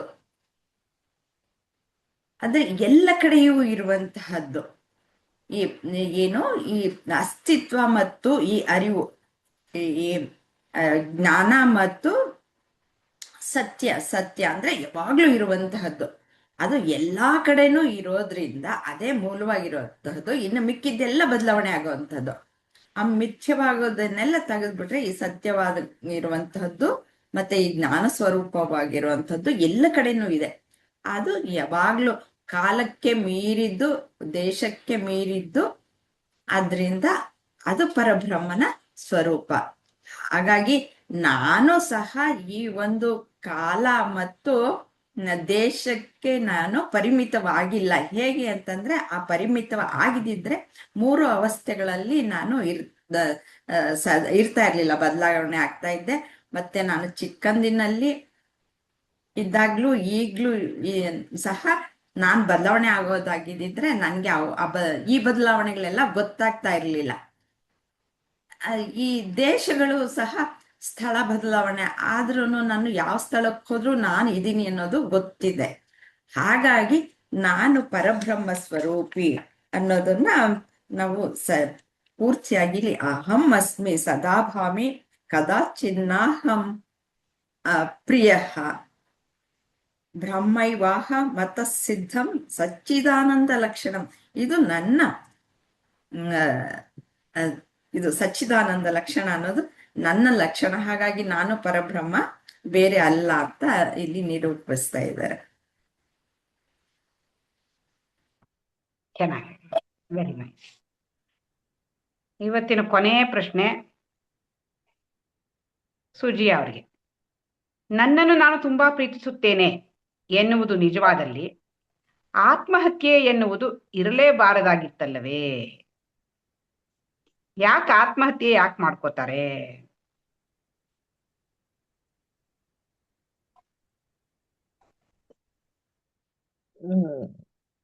ನಾನು ಪರಿಮಿತ ಬರುತ್ತಾ ಇದು ಗೊತ್ತಾಗ್ತಿಲ್ಲ. ಒಂಚೂರ್ ರಾಗದ್ವೇಷಗಳು ಬರುತ್ತಲ್ಲ, ಗೊತ್ತಾಗ್ತಿಲ್ಲ. ಹಾಗಿಲ್ಲ ಅದು. ನೋಡೋಣ ಇನ್ಯಾರು ಹೇಳ್ತಾರೆ. ನೋಡಿ, ಯಾರು ಹೇಳ್ತೀರಪ್ಪ? ಆತ್ಮಹತ್ಯೆ ಮಾಡ್ಕೋತಾರೆ ಎಷ್ಟೋ ಜನ. ಯಾಕೆ ಅವ್ರು ಮಾಡ್ಕೋತಾರೆ ಅಂತ ಅದಕ್ಕೊಂದು ಉತ್ತರ ಕೊಟ್ಟಿದ್ದಾರೆ ಗುರುಗಳು. ಯಾಕೆಂದ್ರೆ ಅವ್ರದೇ ಬೇರೆ ತರ ಪ್ರಾಬ್ಲಮ್ಸ್ ಇರತ್ತೆ. ದುಡ್ಡಿಂದು, ಇನ್ನೇನಾದ್ರೂ ಇನ್ವೆಸ್ಟ್ಮೆಂಟ್, ಆ ತರದ್ ಏನಾದ್ರು ಪ್ರಾಬ್ಲಮ್ಸ್ ಇದ್ದಾಗ ಅದಕ್ಕಾಗಿ ಆತರ ಏನಾದ್ರೂ ಇದ್ದಾಗ ಆತರ ಆತ್ಮಹತ್ಯೆ ಮಾಡ್ಕೋತಾರೆ. ಕರೆಕ್ಟ್. ಆದ್ರೆ ಆತ್ಮ ಅನ್ನೋದಕ್ಕೆ ಇನ್ನೇನು ಆತ್ಮ ಅಂದ್ರೆ ಅದು ಏನು ಆತ್ಮ ಆಡ್ಕೊಂಡ್ರು ಆತ್ಮನಿಗೆ ಏನು ಆಗಲ್ಲ. ಅದು ಅಂದ್ರೆ ಅವ್ರ ಮನೋಭಾವ ಏನಿರುತ್ತೆ ಅವಾಗ ಮಾಡ್ಕೊಳ್ಳೋವಾಗ. ಅಂದ್ರೆ ಮೇಡಮ್ ಹೇಳ ಆತ್ಮಹತ್ಯೆ ಯಾಕೆ ಮಾಡ್ಕೊಳ್ತಾರೆ ಅಂತಂದ್ರೆ ಅವ್ರ ಮನಸ್ಸಿನಲ್ಲಿ ಯಾವ್ದೋ ಒಂದು ಅಭಿಲಾಷೆ ಇರುತ್ತೆ, ಯಾವ್ದೋ ಒಂದು ನಾನು ಸಾಧಿಸ್ಬೇಕಿದನ್ನ, ನನ್ನ ಜೀವನದಲ್ಲಿ ಅದನ್ನ ಹೊಂದ್ಬೇಕು ಅನ್ನೋ ಒಂದು ಮನೋಭಾವ ಅವರಲ್ಲಿ ಇದ್ದಾಗ ಏನಾಗತ್ತೆ, ಅದಕ್ಕಾಗಿ ಹೋರಾಡ್ತಾರೆ.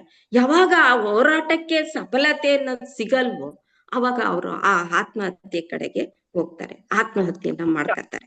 ಅದೆಲ್ಲ ನೀವು ಅವರು ಹೇಳಿದ್ದು ಹೌದು, ನೀವು ಹೇಳಿದ್ದು ಹೌದು, ಕರೆಕ್ಟೇ. ಅದಾಗ್ಲಿಲ್ಲ ಅಂತ ಹೋಗ್ತಾರೆ. ಅಂದ್ರೆ ಅದು ಏನನ್ನ ಸೂಚಿಸುತ್ತೆ? ಅದು ಜೀವನದಲ್ಲಿ ಜಿಗುಪ್ಸೆ. ಜೀವನದಲ್ಲಿ ಜಿಗುಪ್ಸೆ, ಕರೆಕ್ಟ್. ಅಂದ್ರೆ ಅವ್ರು ಯಾವ ಕಡೆಗೆ ಹೋದ್ರು? ಅಂದ್ರೆ ಅಜ್ಞಾನದಿಂದ ದೇಹ ಜೀವ ಒದ್ದಾಡ್ತಾ ಇರತ್ತೆ. ಅದು ಮತ್ತೆ ಜನ್ಮಗಳಿಗೆ ರೆಡಿ ಆಗತ್ತೆ. ಅದು ಅಲ್ಲೂ ಇಲ್ದಿರಾ ಇಲ್ಲೂ ಇಲ್ದಿರಾ ಮಧ್ಯದಲ್ಲಿ ಅದು ಒಂಥರ ಏನೋ ಒಂದು ಆ ಸ್ಥಿತಿಗೆ ಸ್ವಲ್ಪ ಮೇಲೂ ಇಲ್ಲ ಕೆಳಗೂ ಇಲ್ಲ. ತುಂಬಾ ಸರಳವಾಗಿ ಹೇಳಿದ್ದಾರೆ. ಪ್ರಯತ್ನ ಪಡ್ಲಾ ಮೇಡಮ್? ಹೇಳಿ. ಅದೇ ಇವರೆಲ್ಲ ಹೇಳಿದ ಹಾಗೇನೆ ಎಲ್ಲಾರು ಅಷ್ಟೇ ಈ ತರ ಸಮಸ್ಯೆಗಳಿಂದಾಗಿ ಮಾಡ್ಕೊಳ್ತಾರೆ. ಆದ್ರೆ ಮೂಲಭೂತವಾಗಿ ಅವ್ರಿಗೇನು ಅಂದ್ರೆ ಅವರು ಕೆಟ್ಟದಾಗಿ ಕಾಣಿಸ್ಕೊಳ್ಳೋದಕ್ಕೆ ಇಷ್ಟ ಇರಲ್ಲ. ಅವರು ತಮ್ಮನ್ನ ತಾವು ಪ್ರೀತಿಸ್ಕೊಳ್ತಾರೆ. ಈ ಕೆಟ್ಟ ವಾತಾವರಣದಲ್ಲಿ ಅವರು ಇರೋದಕ್ಕೆ ಅವ್ರಿಗೆ ಯಾವುದೇ ಕಾರಣಕ್ಕೆ ಆ ರೀತಿಯ ಕೆಟ್ಟ ವಾತಾವರಣ ಸೃಷ್ಟಿಯಾಗಿರುತ್ತೋ ಅದು ಬೇರೆ. ಆದ್ರೆ ತಮ್ಮನ್ನೇ ತಾವು ತುಂಬಾ ಪ್ರೀತಿಸ್ಕೊಳ್ಳೋದ್ರಿಂದಾನೇ ಇದರಿಂದ ಬಿಡುಗಡೆ ಹೊಂದಕ್ಕೋಸ್ಕರ ಅವ್ರ ಆತ್ಮಹತ್ಯೆಯನ್ನ ಮಾಡ್ಕೊಳ್ತಾರೆ. ಕರೆಕ್ಟ್. ಅಂದ್ರೆ ತಮ್ಮ ಆನಂದ ಸ್ವರೂಪದಲ್ಲಿ ತಾವು ನಿಲ್ಬೇಕು, ಇದು ಬೇಡ ಅವ್ರಿಗೆ. ಇದು ಏನೇನೋ ತಾಪತ್ರಯ ಬಂತಲ್ಲ, ಇದೇನೋ ಸಮಸ್ಯೆ ಬಂತಲ್ಲ, ಇದ್ರಲ್ಲಿ ಸಿಕ್ಕೊಂಡು ಯಾರು ನರಳಾಡ್ತಾರೆ? ಬೇಡಪ್ಪ, ಇದರಿಂದ ಮುಕ್ತಿ ಹೊಂದ್ಬೇಕು ನಾನು. ಇದರಿಂದ ಬಿಡುಗಡೆ ಪಡ್ಕೊಂಡ್ರೆ ನಾನೇನ್ ಮಾಡ್ತೀನಿ, ನನ್ನ ಸ್ವರೂಪದಲ್ಲಿ ಇರ್ತೀನಿ. ಅದು ಆಗದೆ ಇರೋದು ಅದೆಲ್ಲ ಆಮೇಲೆ. ಇವಾಗ ಸಾವಿತ್ರಿ ಅವ್ರು ಹೇಳ್ದಂಗೆ ಅವ್ರು ಮತ್ತೆ ಹೋಗ್ತಾರೆ ಮಾಡ್ತಾರೆ. ಬಟ್ ಇಂಟೆನ್ಷನ್ ಅಂದ್ರೆ ಏನೇ ಮಾಡಿದ್ರು ಯಾವ ತಾಪತ್ರಯನೂ ಯಾರಿಗೂ ಬೇಡ.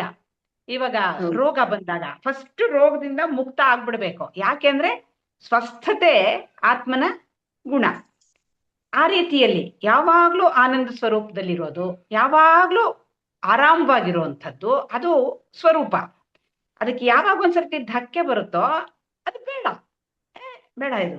ಇಲ್ದಿದ್ರೆ ರೋಗನ ನಾವು ಇಷ್ಟಪಡ್ಬೇಕು? ಇಲ್ಲ, ರೋಗ ಇಷ್ಟಪಡಲ್ಲ ನಾವು. ಯಾಕೆಂದ್ರೆ ನಿರೋಗಿಯಾಗಿರುವಂಥದ್ದು ಆತ್ಮನದ್ದು. ಆತ್ಮನಿಗೆ ಯಾವ ರೋಗ? ಆತ್ಮನಿಗೆ ಏನೂ ಇಲ್ಲ. ಹಾಗಾಗಿ ಇದೆಲ್ಲ ಈ ದೇಹಕ್ಕೆ ಬರ್ತಾ ಇರತ್ತೆ ರೋಗ, ಇದು ಬೇಕಾಗಿಲ್ಲ ನಮ್ಗೆ. ಅದೇ ರೀತಿಯಲ್ಲಿ ಸಮಸ್ಯೆಗಳು ಯಾವುದು ಬೇಡ ನಮ್ಗೆ. ಯಾಕೆ?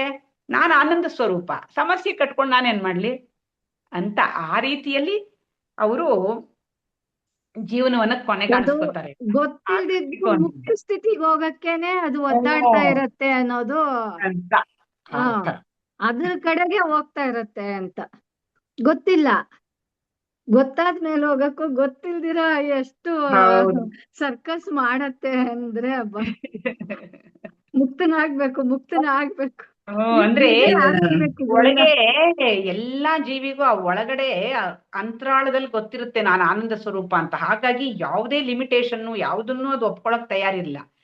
ಅದಕ್ಕೋಸ್ಕರ ಯಾವ ಸಮಸ್ಯೆನೂ ಬೇಡ, ಏನೂ ಬೇಡ, ನಾನ್ ನಿರಾಳವಾಗಿರ್ಬೇಕು, ನಾನ್ ಚೆನ್ನಾಗಿರ್ಬೇಕು ಅನ್ನೋ ಇದಕ್ಕೋಸ್ಕರ ಕೊನೆಗೆ ಆತ್ಮಹತ್ಯೆಗೂ ಪ್ರಯತ್ನ ಪಟ್ಬಿಡ್ತಾನೆ. ಇದಿರ್ತಾನೆ ಇಲ್ಲಿ ಪ್ರಾಬ್ಲಮ್ಮು, ಇದು ಬೇಡ ಅಂದ್ಬಿಟ್ಟು ಆ ತರ ಮಾಡ್ತಾರೆ. ಆಗ್ಬಿಟ್ರೆ ಹಾಯಾಗಿರ್ತೀನಿ ಅಂತ ಅವ್ರು ಅನ್ಕೊಂಡಿರ್ತಾರೆ. ಆದ್ರೆ ಜ್ಞಾನ ಇರಲ್ಲ ಅನ್ನೋದು ಇವಾಗ ಇದರಿಂದ ತಿಳ್ಕೊಬಹುದು ಚೆನ್ನಾಗಿ. ಜ್ಞಾನ ಇಲ್ದೇ ಇರೋದ್ರಿಂದ ಮಿಸ್ಟೇಕ್ ಮಾಡ್ತಾರೆ. ಆದ್ರೆ ಸ್ವರೂಪ ಅದು ಎಲ್ಲೋ ಒಳಗೆ ಇರುತ್ತೆ, ಅದ್ರೊಳಗೆ ಸ್ಪಷ್ಟತೆ ಇಲ್ದೇ ಇರೋದ್ರಿಂದ ನಾನು ಹೊಟ್ಟೋಗ್ತೀನಿ ಸ್ವರೂಪಕ್ಕೆ ಅನ್ಕೊಂಡು ಹೋಗ್ತಾರೆ. ಅದು ಆಗಲ್ಲ. ಅದು ಕಷ್ಟ ಬರ್ಲಿ ಏನಾದ್ರೂ ಆಗ್ಲಿ ಅದ್ರ ಕಡೆಗೆ ಹೋಗ್ತಾ ಇರತ್ತೆ ಆ ಗಮನ, ಒಳಗಿನ ಗಮನ ಆ ಮುಕ್ತ ಸ್ಥಿತಿಗೆ ಹೋಗ್ತಾ ಇರತ್ತೆ. ಗೊತ್ತಿಲ್ದಿದ್ರೂನು ಜೀವ ಅದ್ರ ಕಡೆಗೆ ಹೋಗತ್ತೆ ಅಂದ್ರೆ ಇನ್ನೆಷ್ಟು ಒದ್ದಾಡತ್ತೆ. ಬೇಡಗಳ ಸಮಸ್ಯೆಗಳನ್ನಲ್ಲಿ ಸಿಕ್ಕಾಕೊಂಡ್ಬಿಟ್ಟು ಕೆಲಸ ತುಂಬಾ ಮಾಡಿದಾಗ ಸ್ಟ್ರೈನ್ ಆದಾಗ ಫಸ್ಟ್ ಮಲ್ಕೊಂಡ್ಬಿಡ್ಬೇಕು ಅನ್ಸುತ್ತೆ. ಆ ಮಲ್ಕೊಂಡಾಗ ಇದೆಲ್ಲದ್ರಿಂದ ಹೊರಗೆ ಹೋಗಿರ್ತೀವಲ್ಲ, ನಮ್ ಸ್ವರೂಪದಲ್ಲಿ ನಿಂತಿರ್ತೀವಲ್ಲ, ಹಾಯಾಗಿರುತ್ತೆ. ಅದಕ್ಕೆ ಮೊದಲು ರೆಸ್ಟ್. ಹಾಗೆ ಈ ಸಮಸ್ಯೆಗಳು ಬಂದಾಗ ಫಸ್ಟ್ ಅಲ್ಲಿ ಹೋಗ್ಬಿಟ್ರೆ ಇದರಿಂದ ಬಿಡುಗಡೆ ಅಂತ. ಅದು ಬಿಡುಗಡೆ ಅನ್ನೋದು ಅದಕ್ಕೆ ಪರ್ಮನೆಂಟ್ ಆಗಿ ಗೊತ್ತಾಗೋಗ್ಬಿಟ್ಟಿದೆ. ಈ ಅಜ್ಞಾನ ಸೇರ್ಕೊಂಡ್ಬಿಟ್ಟಿರೋದಕ್ಕೆ ಇವನ್ ಸಿಕ್ಕಾಕೊಂಡು ಒದ್ದಾಡ್ತಾ ಇದ್ದಾನೆ. ಇದು ಸ್ಥಿರ ಆಗ್ಬೇಕು. ಅದಕ್ಕೆ ಆತ್ಮಹತ್ಯೆ ಅವನ ಆನಂದಕ್ಕೋಸ್ಕರ ಹೋಗೋಕ್ಕೋಸ್ಕರ ಅಂತ ಮಾಡಿದ್ದು ಹೌದು ನಿಜ. ಆದ್ರೆ ಅದು ಸರಿ ಆಗಲ್ಲ. ಯಾಕೆಂದ್ರೆ ಅಲ್ಲಿ ಇವ್ರು ಹೇಳಿದ ಹಾಗೆ, ಸಾವಿತ್ರಿ ಇವ್ರು ಹೇಳಿದ ಹಾಗೆ, ಜ್ಞಾನ ಇಲ್ಲದೆ ಇರೋದ್ರಿಂದ ಅವನು ಮತ್ತಿಲ್ಲಿ ಹುಟ್ಟು ಬರಲೇಬೇಕಾಗುತ್ತೆ. ನಿಜವಾದ ಜ್ಞಾನ ಪಡ್ಕೊಂಡು ಜೀವನ್ ಮುಕ್ತಿ ಇಲ್ಲಿರೋವಾಗ್ಲೇನೆ ಮುಕ್ತನಾಗ್ಬೇಕು. ಅದು ನಿಜವಾದ ಜ್ಞಾನ. ಈ ದೇಹ ತೊರೆದು ಬಿಡ್ತೀನಿ ಅವಾಗ ಹಂಗ ಹೊಟ್ಟೋಗ್ತೀನಿ ಅಂದ್ರೆ ಅದು ಕೆಲಸ ಮಾಡಲ್ಲ.